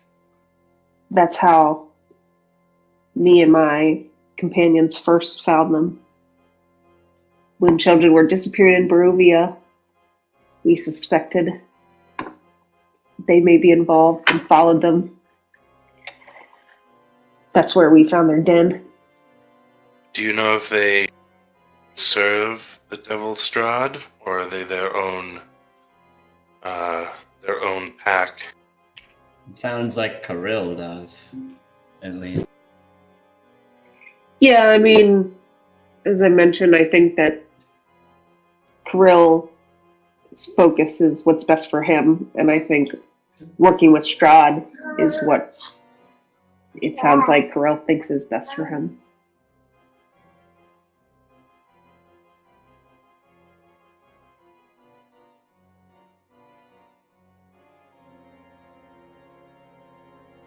As we mentioned, the ancient, the land. It's almost as if the land itself hears you. The mist kind of clogs the sky a bit. You hear rumbling thunder. It appears like rain is on our horizon today, but it is still the early morning. We could finish up our rest, and for us, we'll call break here. We'll take a 10-minute break. Let's see, it'll be 37 minutes past the hour when we return. So after break, is it going to be a successful long rest, or do we still have to potentially have another? No, we already rolled for random encounters. You guys will have a successful long break. It's only a little bit of left in the night, so you can totally take your long rest and recover all your good stuff. Sweet.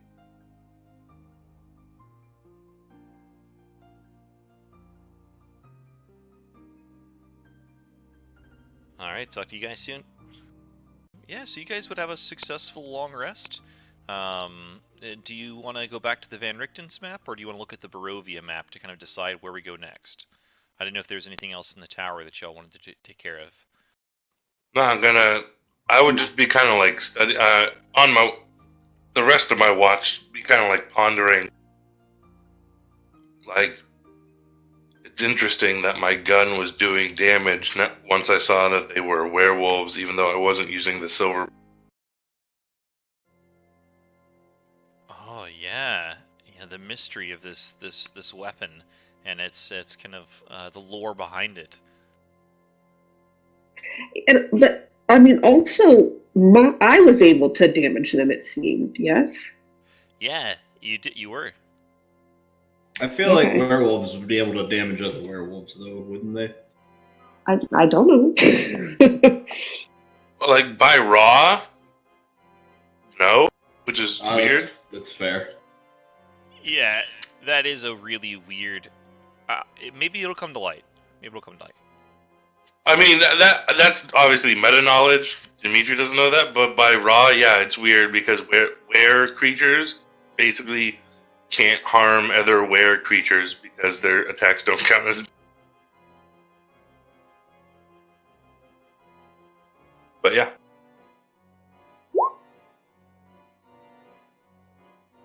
I mean, obviously, I can be hurt by other stuff, but I don't know if that means anything. But we're to believe that the bludgeoning damage did not hurt them at all, right? Right. Yeah, Kazam smacking into it with like its armored cuff didn't. Gotcha. If you give Kazan the order to take the Morning Star, it will.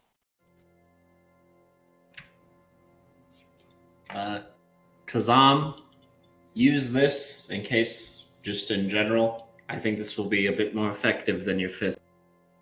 Kazan takes it and kind of holds it, and then goes back to stock still. Kazam, never hit me with that. It looks towards you and kind of shakes its head no, and then points points at the Morning Star, and then goes stock still.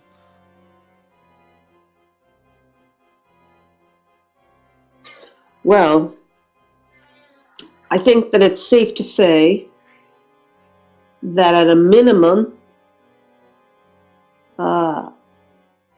Kirill will report on us to Strahd.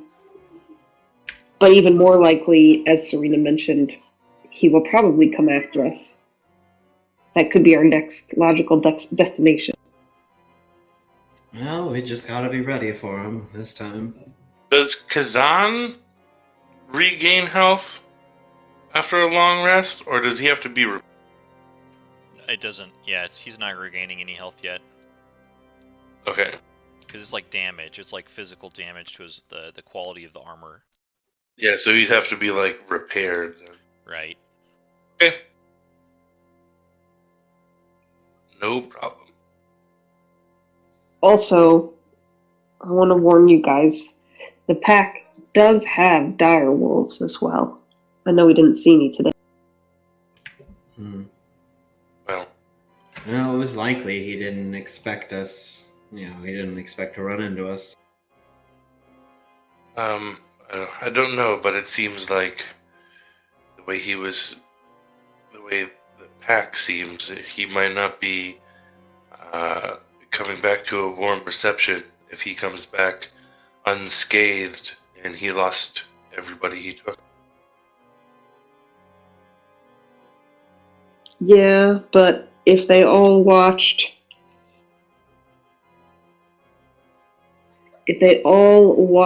him destroy Emil,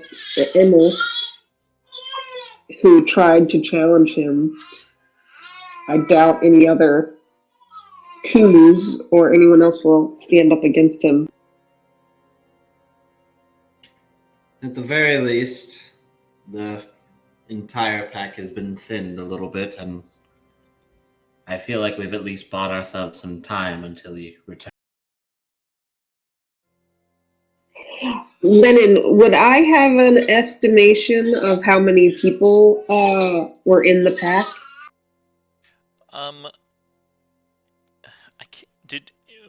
Did we say that you ever made it to the den, or did you not make it to the den? I was there. I was captured and brought to the den. And I was in the camp when I was turned. Okay. Then you'd have a pretty good idea, general estimate. At least 30 adults and several and like more non-combatants, like I shouldn't say women and children, because there's plenty of combatant women werewolves, including yourself. But children and the elderly and just non-combatants. Okay, plus all the wolves, plus dire wolves. Right. Those are just the werewolves. A horde of wolves and direwolves, but it seems like the den itself doesn't have as many. Most of the direwolves and the wolves kind of live out in the woods, although some do live in the den. Gotcha. I'll relay all this information to the group. And you got the sense that they're recruiting, that they're kind of like pooling these children to kind of build their ranks up. Right.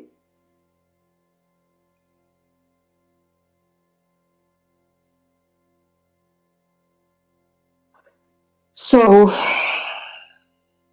maybe we can, make some noises, cause a diversion or something. I don't know if we want to take them all on at once. Jensen, did you feel you were able with your weapons to damage them? The true werewolves? Yeah, no sweat. Hmm. Well, Could it be something about the tower and the tower's magical aura that broke their protection? I mean, it seems a stretch, but I don't want to charge in there and then half of us can't hurt them. no, the tower was anti-magic, and it seemed to only affect things that were inside the tower, not outside the tower. So. Well, it's very likely we'll have to deal with another group of them before we can even start a head-on assault. So once that group comes, we can try to experiment a little and see what works and what's not. Okay, well, should we carry on our quest to just meet up with Vasily? Or do we want to turn back and figure out what's going on with the wine or the pies? What else we got on here? I'd like We to keep got- moving forward. Well, Okay. the winery is also going toward Krezk Creek, but it's to the south of Krezk. So Okay. that's a fairly large detour. Do we have a map? Or do we have a map, or we just Yeah, is this like- Vasily gave us one. Okay. We've Or already we made could it. go visit Vladimir Horngard and the Silver Dragon. Where, like, about where on the map is the? Do you think the den is? Do you remember the den being? Oh yes, I went there and then I fled, fairly damaged. But I do know that it is west of the Sorry, west of what? lake here. Of Lake Baratok. Yes. So not far.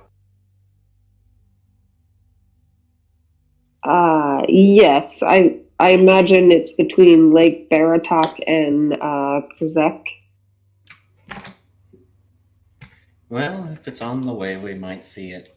But I won't force you all, but I really would like to go to Krezk.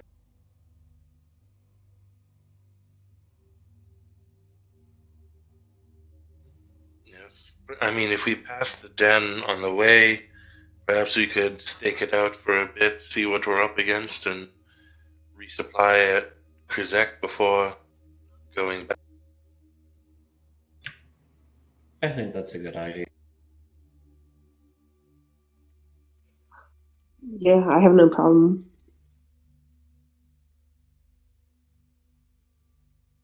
Because if there are that many there, yes, we killed a few today and made their numbers smaller. But if they're doing what you say and taking children to build up their numbers, perhaps they have more than even what you saw last time you were there.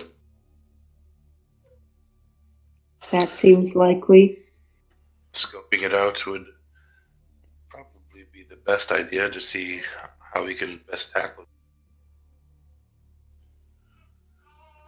He barely remembered me. It seems evidence that I could just go and mirror in wolf form and no one would be none the wiser. Well, he What did barely he have your- remembered you then.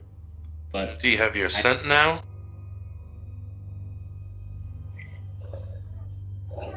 Well, That's true. I guess if we went now, I thought maybe we could beat him back since we sent him in the other direction.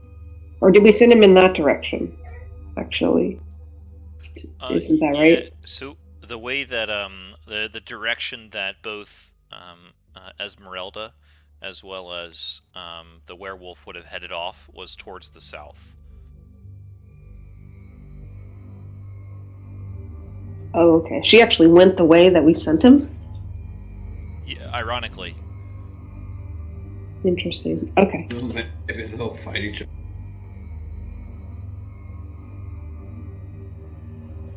Well, let's carry on. Let's get to Krezk and meet with Vasily. Figure out whether he's an ally or not. We can also see if Rictavio or Van Richten's there. I think he said that's where he was going. Yes. I'm ready whenever. Let's go. Cool. All right, so we're headed to Krezk. Jensen, do you mind rolling a d20 for random counters of the day?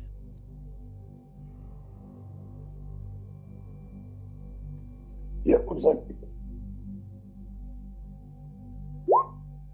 Oh no! Oh no. Okay.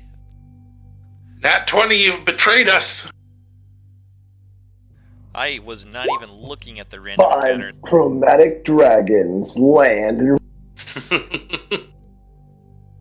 Legit, we haven't rolled we've rolled so few random encounters that I didn't even have the chart up. I was like, they're not gonna roll it. That's alright. Yeah. I'm really close to level 6. I think so... this is like the second one ever. It's daytime and we're in the woods as we kind of come down this trail. Roll a d12 and a d8 for me, please, Jensen. I say really close, but it's still 2,000 experience.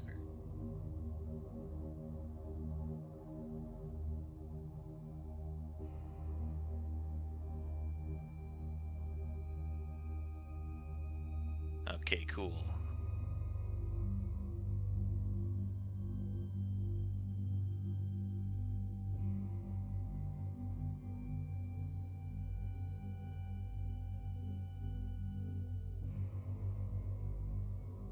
Okay, as we're kind of marching on, Jensen, I need you to give me a survival check as we kind of trudge through this wooden path south of Van Richten's tower. Okay, cool. You rolled well. As you just like you getting ready to step your front foot forward, and just as you do so, you get ready to kind of plant your foot. You see the glint of metal, and you pull your foot back. What you spot is a wolf trap. Its steel jaws caked with rust. Someone has carefully hidden the trap under a thin layer of pine needles and detritus.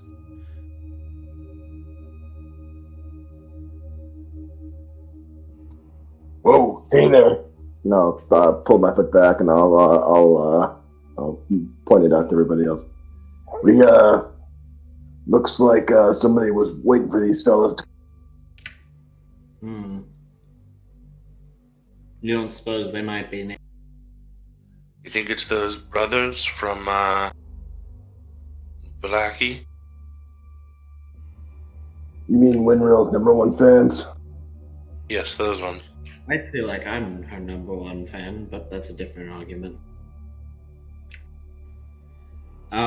Regardless,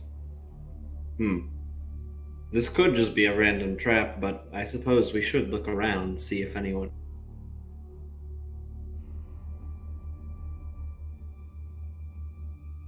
Yeah, you could. Go ahead.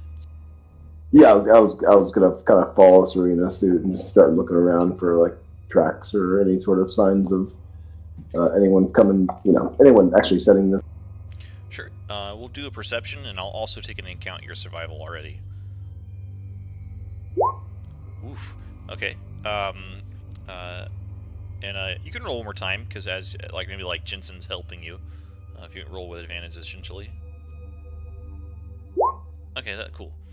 Jensen and Serena, as you kind of purvey this area, you do see, what stands out to you more than anything is wagon wheel tracks that are still pretty fresh, kind of trudging through the trail, just with no regard of caution or speed. It's going quite fast. Apparently, the Esmeralda rushed through here with her wagon. But you do spot a couple sets of humanoid footprints. At least 2 sets of them that kind of lead off the trail. They look like they're pretty old, though. Like several days old. At least 3 days.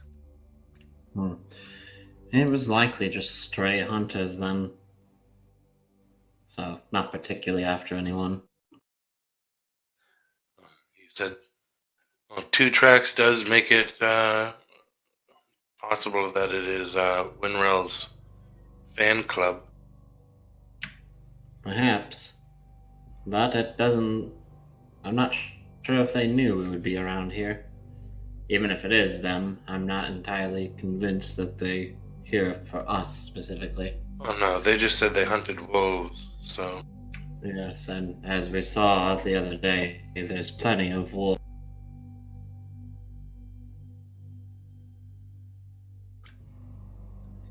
Well, I feel like we're good to carry on unless you all feel like we need to follow these tracks.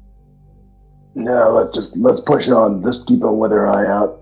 Where there's one trap, there's more. Did the tracks look like they were going... Which direction did they look like they were going? Back to the north, actually. Oh, alright. Cool. We can push on. Are we leaving the trap undisturbed? Yeah. Alright. We head back to the Old Svalich Road. It clears out a bit more safe, and we press on to the west. Alright, we come to a crossroads of sort, and you see the river, the Raven River, kind of off in the distance with a great stone bridge that crosses across. But beforehand, we come to this intersection, and I'll give you a bit of description.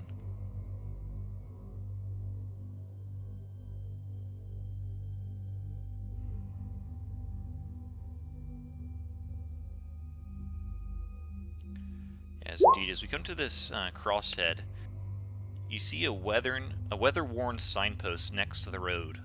The 3 arms of the sign point along the 3 branches of the road. The arm pointing north reads Krezk, and through the woods you can see an arching stone bridge spanning the river. The arm pointing east reads Vallaki, and the road slopes up gradually in the direction. The arm that to the southwest reads the Wizard of Wines. The road slopes gently downward in that direction.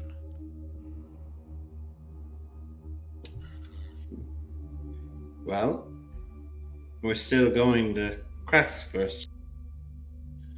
Yes. I do. That just reminded me again that I do think we should do that for the Mondikovs. They did help us out a lot, and it would be nice to repay them. But Yes, certainly on the way back, but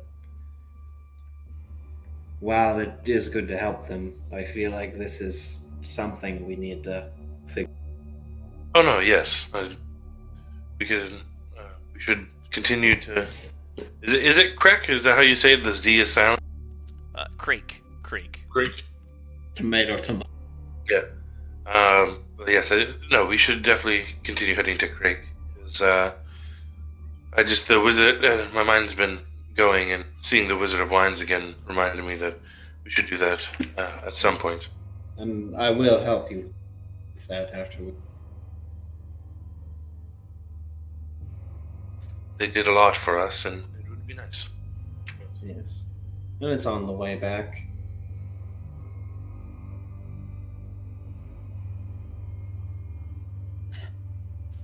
Cool. As we push on, we come to the Raven River crossing, the bridge, and you come to an interesting sight. And I'll change maps for you guys. Is it more of a standing to shoot on sight? Shit always goes down on bridges. Oh no. Not again! Oh no. As you come to this this fortified arched bridge, what you see is a bit of a barricade, or kind of like a stockades above the bridge, with guard post and blinking on the term. It looks like a kind of a pulley system down to a small dock 50 feet below the bridge. But what you see is slumped corpses lying about all the guard post as well as the bridge itself. Upon the palisade of the top eastern guard post, you see a familiar figure atop his flaming nightmare, Bucephalus and Strahd von Zarevich. As you kind of approach, he doesn't seem to notice you, but he has a large flower kind of in his hand, the stalks of the flower in his hand. He seems to pull a leaf off and toss it into the river, and then pulls another leaf off and tosses it into the river. As you get closer, you kind of hear his words kind of carry across the wind to you. She loves me. She loves me not. She loves me. She loves me not. And he doesn't seem to pay you much attention as you're beginning to get closer.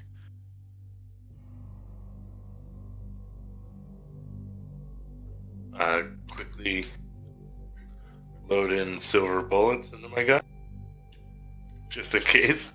Hang on, this feels rather odd.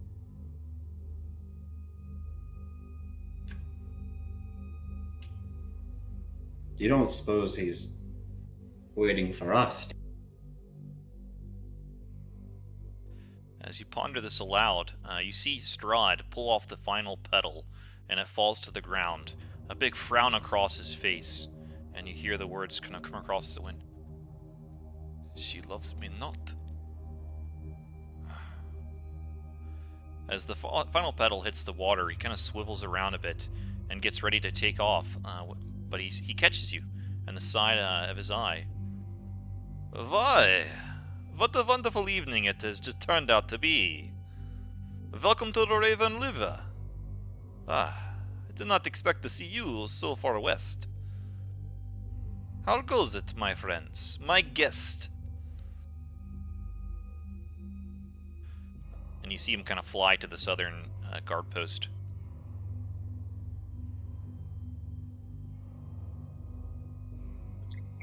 Wait, his horse can fly? Yup.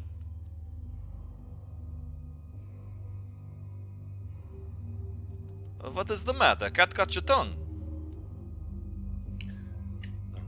Did you do? You would excuse us, but last time we met, it wasn't exactly the most welcoming. Well, when a group of men and women take your bride from you, it tends to make you a bit angry, does it not? No, we didn't take her from you. We were escorting a sister to Vallaki because her brother asked us to. Well, I had asked her brother many times, many nights in a row, to let him come to the castle. I even invited that little coward himself to dinner, but he would not take me up on this. How is she? You see his face kind of look a bit more glum. Well, demanding. You see, I was hoping to have her wedding already, but she is a bit stubborn. She wants something that cannot be done. Not anymore. Clearly, you can tell Barovians love our wine. It's our lifeblood. But the best wine of all is the Champagne de Blanc. But the visitor vines, they have not made such a thing in many years. And we are lost. What to do? Cry me a river, flower girl. Strahd looks left, looks right. Yes, well, the flower girl will be taken care of, but yeah, hopefully she won't cry too much.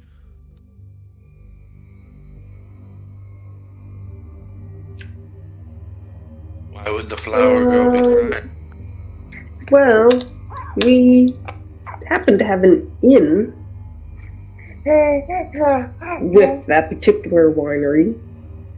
What if we could get you that wine? Would you let us leave Barovia? No, why would I do that? But I would invite you to the wedding, or at least dinner. If you come across such a thing, indeed, yes. Happily, I'd give you safe travels and have dinner with me. Dine at the castle, Castle Ravenloft. It's quite a sight to see. I thought we had an open invitation to dine with you, no? Well, you did. And then you killed my favorite toy, and all of our minions, and pretty much ruined all the fun of Valaki. So I rescinded that offer. That's fair.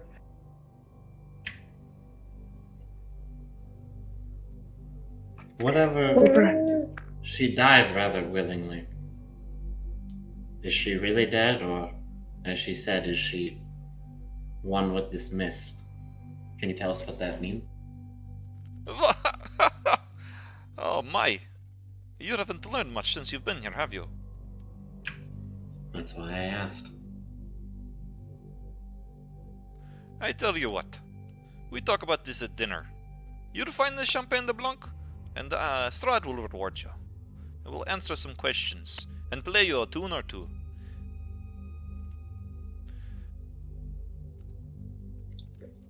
Well, we might see what we can do. I warn you, it's no easy task, though. If you do such thing, I'll be very impressed. I'll be keeping my eye on you all. You're turning out to be quite the fun. So long, have a good evening. And you see kind of Bucephalus kind of stride off into the mist. You kind of see the light, the embers from the horse's hoofs and mane kind of glow in the mist for a bit, and then disappear into the darkness.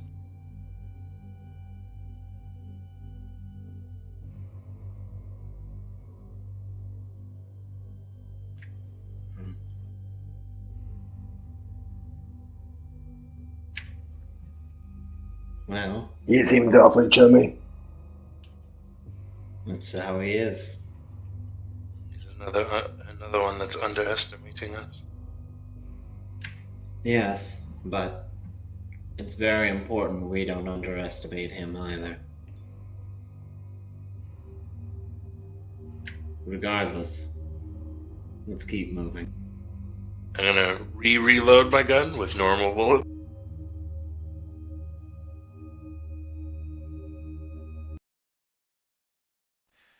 Nice. Alright, take those silver bullets out. This is about where we'll have, I think, the first night. 1, 2, 3, 4. One more. Alright. What's your watch order? 1, 2, 3, 4? And Dimitri, do you mind rolling a d20 for me, please? We're on the main road again.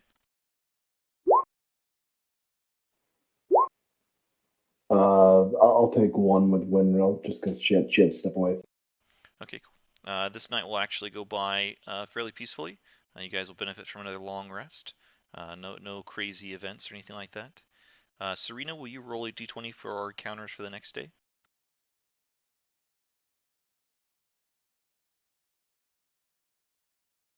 Ugh. Good thing we're on the main road.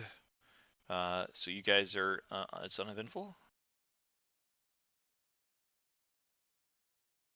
I was told that there was gonna be a lot of random encounters in this module. I gotta get to the next level. I'm I'm so close. sorry.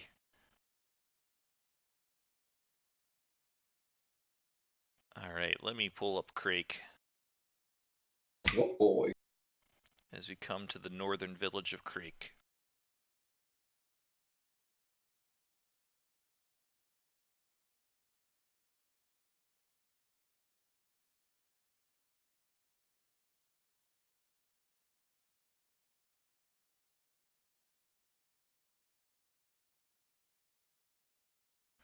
We'll switch maps for a moment.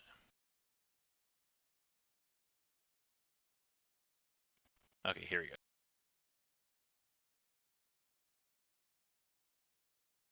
Oh, it's a small little town. Yeah, indeed.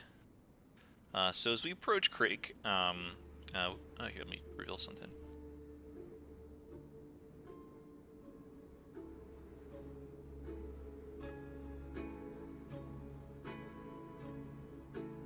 Can you guys see this gatehouse thing in the left corner? On the Oh, map? yeah. Oh, Bottom yeah, left. yeah, yeah. Okay, cool. There we go.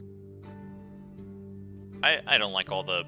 There's like so much stuff hidden, but like I don't know. I think it's cool to see the actual map stuff.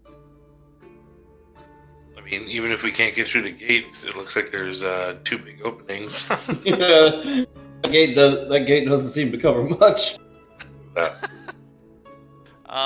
So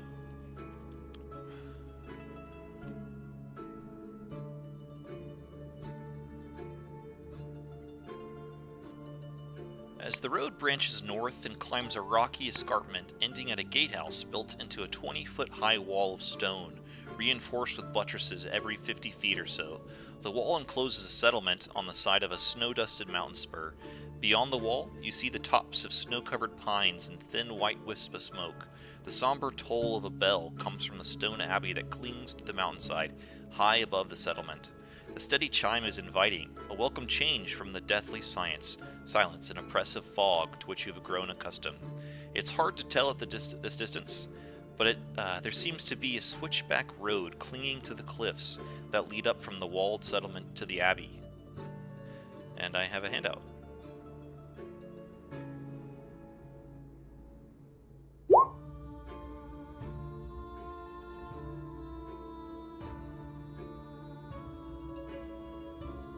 And as always with these handouts, I'd recommend clicking on the magnifying glass so you can kind of get a good view of it.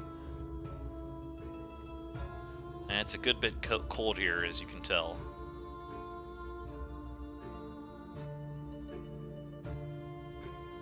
But as we approach the gatehouse, the air grows colder as you approach the walled settlement. 2 square towers with peaked roofs flank a stone archway, into which is set a pair of 12-foot tall, iron-bound wooden doors. Carved into the arch above, the door is a name: Krezk, Krezk. The walls that extend from the gatehouse are 20 feet high. Atop the parapet, you see 4 figures wearing fur hats and clutching spears. They watch you nervously. And we'll switch maps.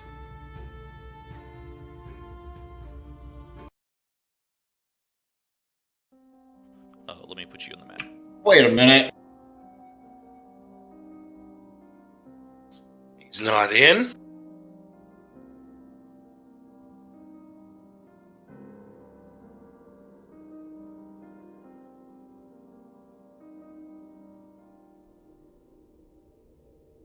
Oh, cool, thanks.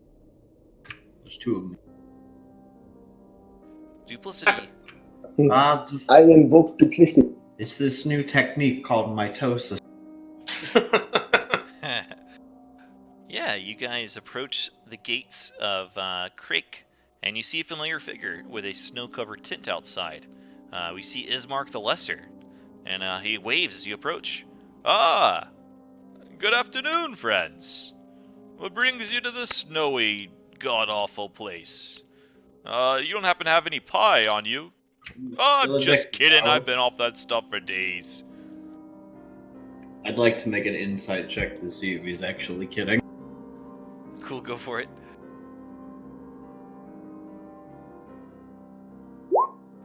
Oh, You're very suspicious. You think he's been, like, diving into pie probably on the regular.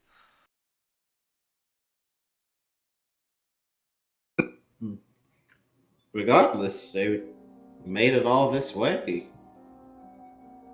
Oh, it's good to see you, Ismark. A lot has happened since the last time we saw each other.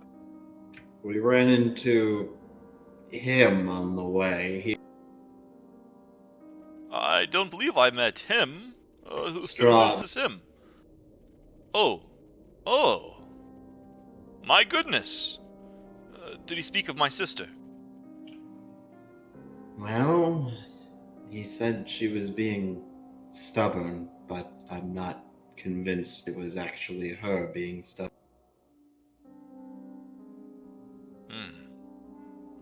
Perhaps Said that. she's still alive then. Very He said likely. he did say that. Well, I think he did say that she was well, but being stubborn, she wanted some champagne du blanc or something for the wedding, which is, I guess, nearly impossible to find since the winery doesn't make it anymore.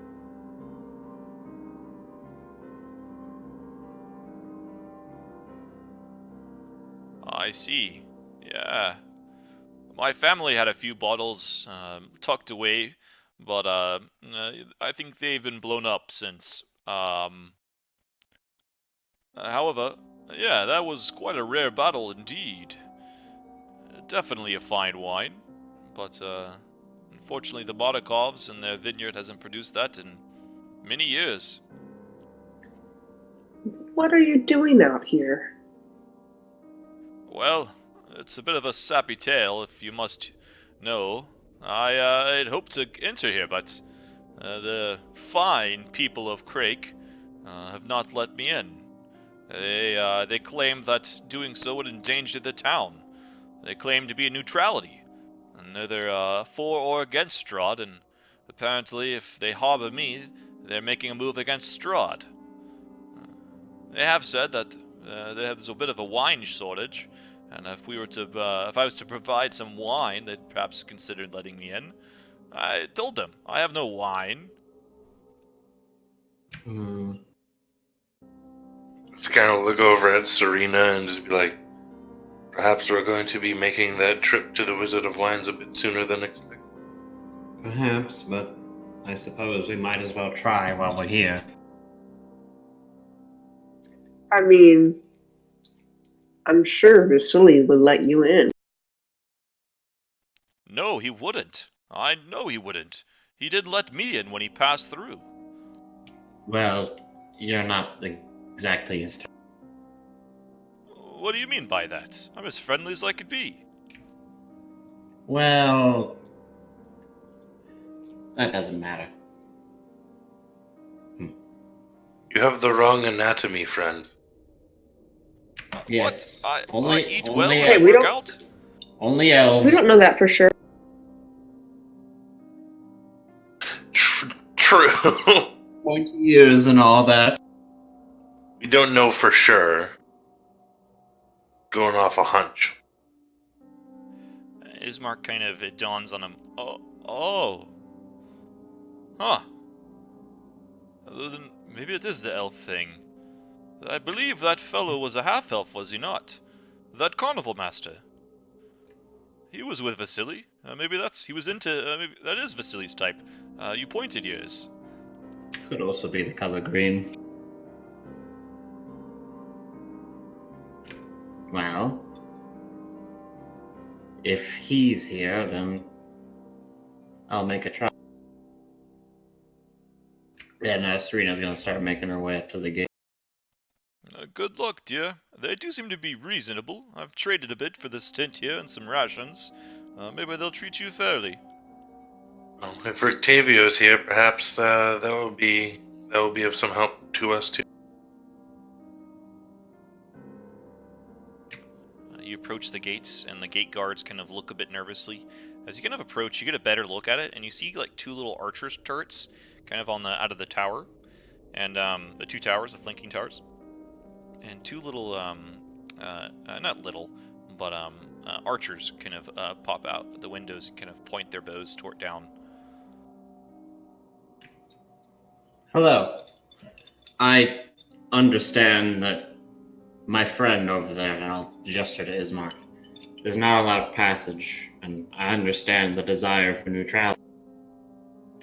But I am here to see a friend, and regardless, neutral or not, Strahd would make his way in here, and I honestly don't think us being here will make a difference in that. But my friend Vasily is here, and I wish to see him.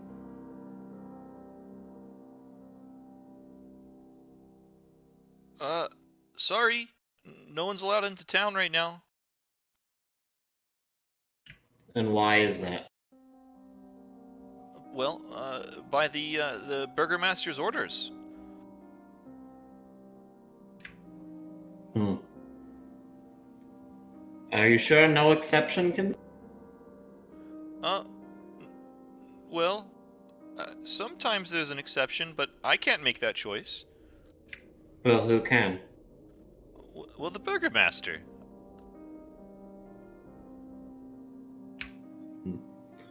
And would we be able to, I don't know, speak to him in it?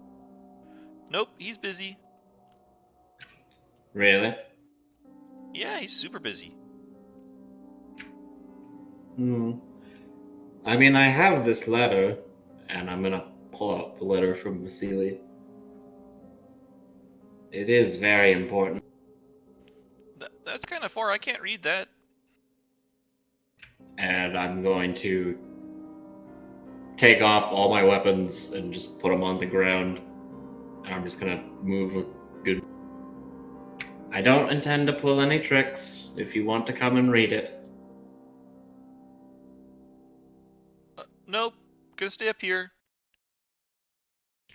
Wow, you're really not making this easy. Well, can you at least answer me if Vasily is here? That's a very silly name. I've never heard of that before.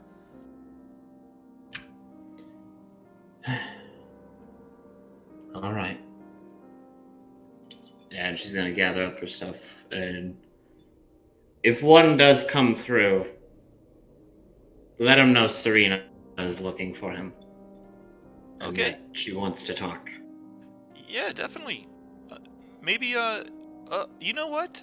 I bet I could probably see if the mayor has some free moment, but I don't know. You see, this is how I make my money. I can't be skipping work.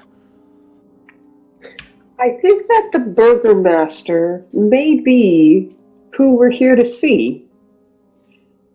Could you maybe give him our descriptions and see if he's interested in seeing us? Nope, I'm on to my job. I can't leave post. Well, how much do you make? That's for me to. That's kind of rude question to ask. Well, I asked simply because, and I'm gonna pull out my bag and flash him like 2 gold. No, don't you think that if the Burgermaster asked for us to come here, provided a letter to this young lady, and he finds out you are the one that kept them apart, you think you're still going to have that job? Yeah, but that lady got a letter from someone named Vasily. Our Burgermaster's not named Vasily. Well, name is Vasily. That is obviously a cover name. Well, like I said, that's a very silly name.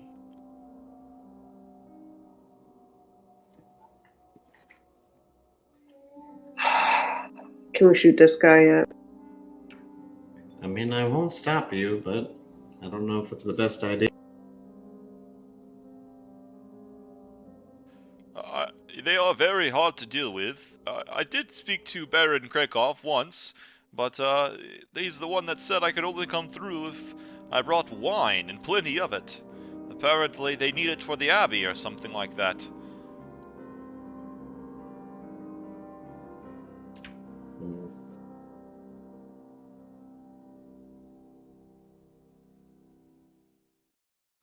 Before this, why don't we try and go get the wine then? I guess there is no choice. And Why do we want to come here other than Vasily?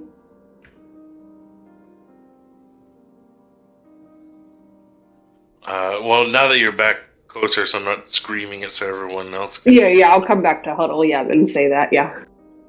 Well, we are looking for allies when we eventually take on Strahd, and right now, them being neutral is not good, but perhaps we can convince them to not be neutral, be on our side, and if wine helps us get an audience and perhaps gain some favor with the Burgermaster, I think that would help.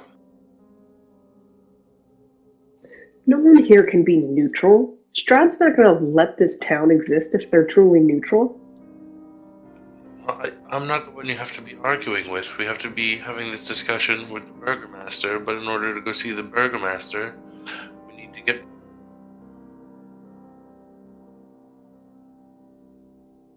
I agree. No one can be neutral here. You're either... so far, you're either for or against Strahd. There's no neutrality. They're going to try and remain neutral, and it's not going to work out. And we have to convince them of that, but we have to have an audience with them.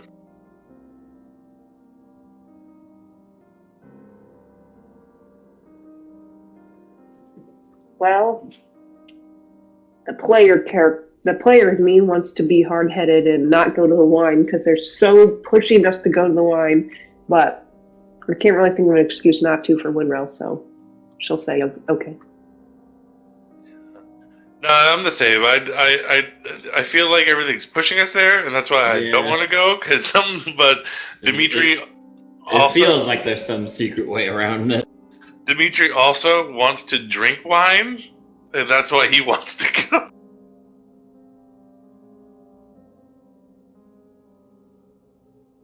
I mean, it does help with the Mardikovs, and now it helps with this, so it does help two things. Well, and the Strahd thing. Well, that's what I'm saying. It helps establish, thank the Mardikovs and, kind of establish them as allies a bit more, and then getting us in here so we can try and get some more allies. So.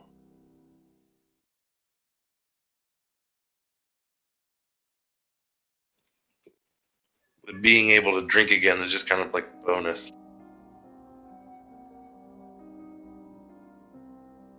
As you're kind of chatting outside the gates, you definitely hear a bit of chatter kind of going up on the gates, and it sounds like people are gathering beyond the barred wall, that barred door, and you hear like a deep voice kind of call out, "What's the matter up there? What's going on outside the gates?" "Oh, I was just having a bit of fun. Sorry. Perhaps, yeah, didn't mean to cause any trouble. People, wine maybe." As the guard feels kind of ashamed, but a kind of a burly figure, and an even more burly figure of kind of approach the top of the tower, and you kind of see two armored, axe-wielding individuals, very noble bearing, kind of approach and look out over the parapet.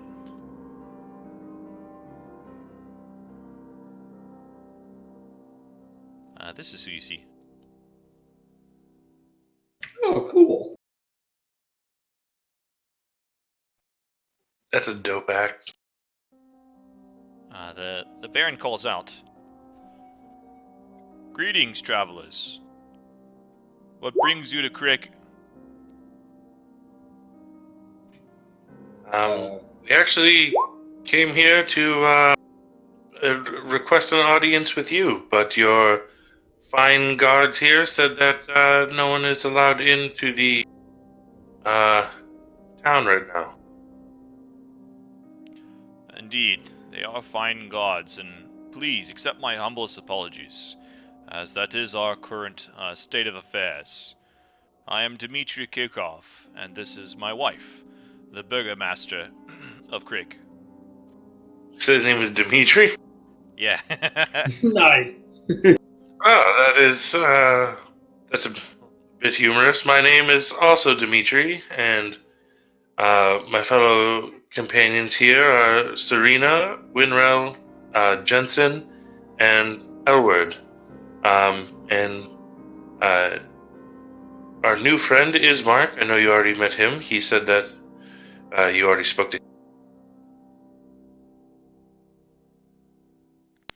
Ah, yes. Ismark is a fine fellow.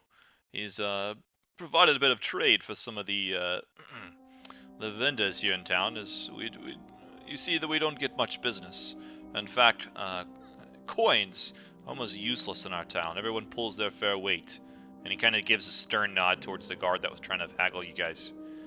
You see the Baroness She looks fearless, like a mighty warrior, and is just kind of like glaring down at you, kind of judgingly.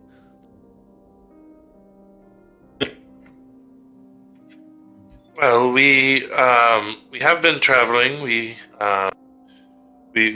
came from the town of Barovia and then stopped off in Valaki for a bit and have made our way here. If we are allowed in, we would obviously bring some business if we would be allowed in. But we would like to have a meeting with you to discuss some things. He kind of looks a bit sad. And another time, I would gladly accept you into our town and have such a meeting. But, you see, I have to answer to many above me, including my wife. And you see, I cannot break the rules and anger those above me. For many things teeter on the thinnest of balance. But I can tell you this. We are in desperate shortage of wine. In fact, it's many moons behind our last shipment from the vineyard. If you could perhaps bring us a wagon load of wine, you could be welcome in. In fact, I would even introduce you to our lovely abbot and the abbey of Saint Markovia. But without such a gift or an act of service towards the town, I cannot let you enter. Well, let me ask. I have something that brings even more enjoyment than wine. Would you be interested in Jollyweed? Yes, I've heard of the thing, of the plant. There's a fine lady who grows it, I believe, in Valaki, but alas, that might bring some warmth to some of our townsfolk. The wine, though, we need it for more than just ourselves, but the abbot as well, and I don't believe he'll be persuaded with Jollyweed. It is strange that, I mean, I guess it makes sense because the Martikovs back in Valaki also were talking about a wine shortage, and they hadn't got any shipments in for quite some time, too. But if a wagon of wine will grant us an audience, then we shall get a wagon of wine. Indeed, and we shall meet as equals upon your return. Ismark, is there anything you need taken care of today? Are you resting well in your tent? Ah, yes, doing well, thank you.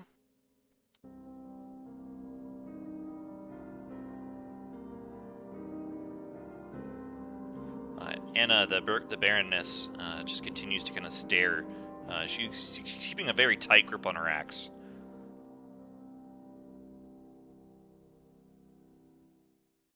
All right.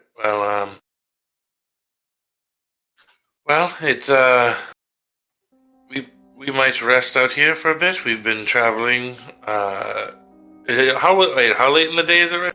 Or about how long was the travel day so far? I think we have like a third of the day left. Yes. Well, we will go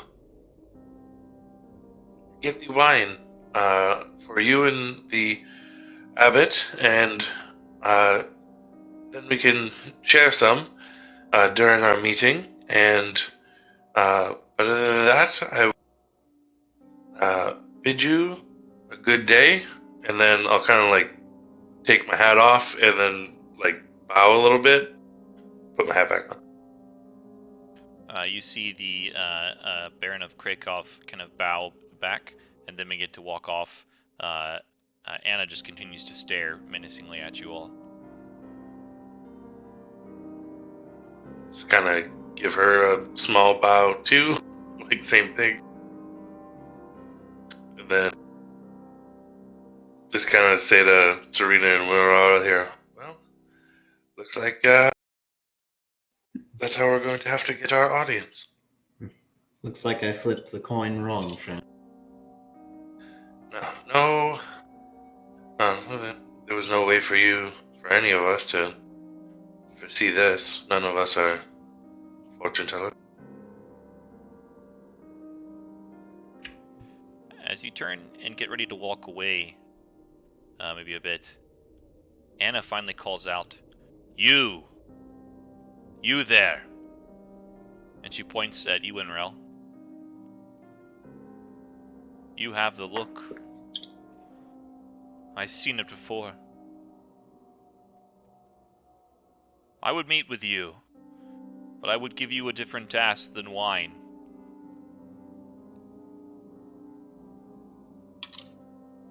And what would that be? We've tried to stay neutral. Warriors have been born and warriors have died. But the wolves, they plague our walls. Our walls are mighty, but they cannot stand forever. The great din lies to the north. If you rid us of this plague, one of many, unfortunately, I will happily dine with you and offer you all that I can. I know what it means. I see it. Consider it done.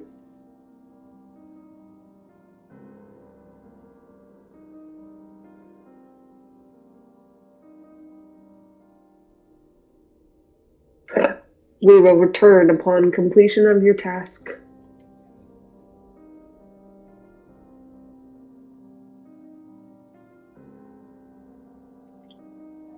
May we rest out here until daybreak, so we can leave with a full days ahead of us. Taking on the wolves at night would be to our disadvantage. She nods down and then steps off the palisade. Not like falls, but like steps off the big stage and then like kind of go down steps and stuff. But you kind of see the other guards. We'll trade you for tents. You have anything worth trading?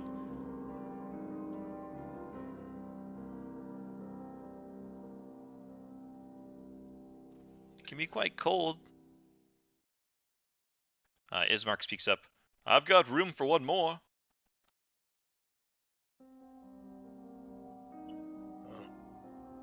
Well, we only need to borrow a tent for a night. And let me tell you, this jolly weed will make you have a good night. Would you trade us borrowing a tent for a jolly weed? You kind of see two of the younger guards kind of look at each other with big grins. Oh yeah, definitely. That sounds like a good trade. How much jolly weed? Two tents for 2 sticks of jolly weed. Huh. Do you have how much more? How about a little more? 4 is the best I can offer. Sold. You kind of see the guards kind of go down into the storehouse of the tower and come back out and toss 2 packs, like a tarp packs that kind of hit the ground, like tent packs. I think tents do come in one of the packs, but I'm not totally positive on that. The Explorer's pack? No, it doesn't come with a tent. It just comes with a bedroll. We can double up though, right? Is what sounded like Ismark's. Yeah. Yeah, they're 2-man tents. 2-man tents. All right. Well, And Serena with me. Let's stick Elward with Ismark. I was gonna say, I'll Dimitri would volunteer to go with. Yeah, but he's not here, so. Oh no, I was gonna volunteer because I wanted to speak with, try and convince him. Oh, that's fair. As Elward kind of approaches Ismark, Ismark is getting ready to say, "You're not quite my." And then you volunteer. Oh, okay, yes, Dimitri. Perhaps it'll be a good night. Yes, we can. It'll be good. And as we bed down for the night outside the walls of Krezk, we'll call session there, guys. Oh man, sessions seem to go by so fast. That's how it be. that one went by real fast. I'm glad we didn't get too far without Taiga, though. So why don't we go get some wine so we can celebrate killing all of the werewolves? It's true. But now it sounds like we might have to do. I think that what's her name just said she was gonna have a sit down with. It sounded like just Winrel. Like, Yeah. we're all gonna go kill wolves, and she's like, "No, everyone else stays outside. Only Yeah. Winrel comes in." No, I don't Right. think so. I think she just only wanted to pose it to me, but yeah, I wasn't totally sure. See, we say that, but that's what's gonna happen. Yeah, just her can come in. Everybody else stays outside. It's like, what? What? You thought I meant you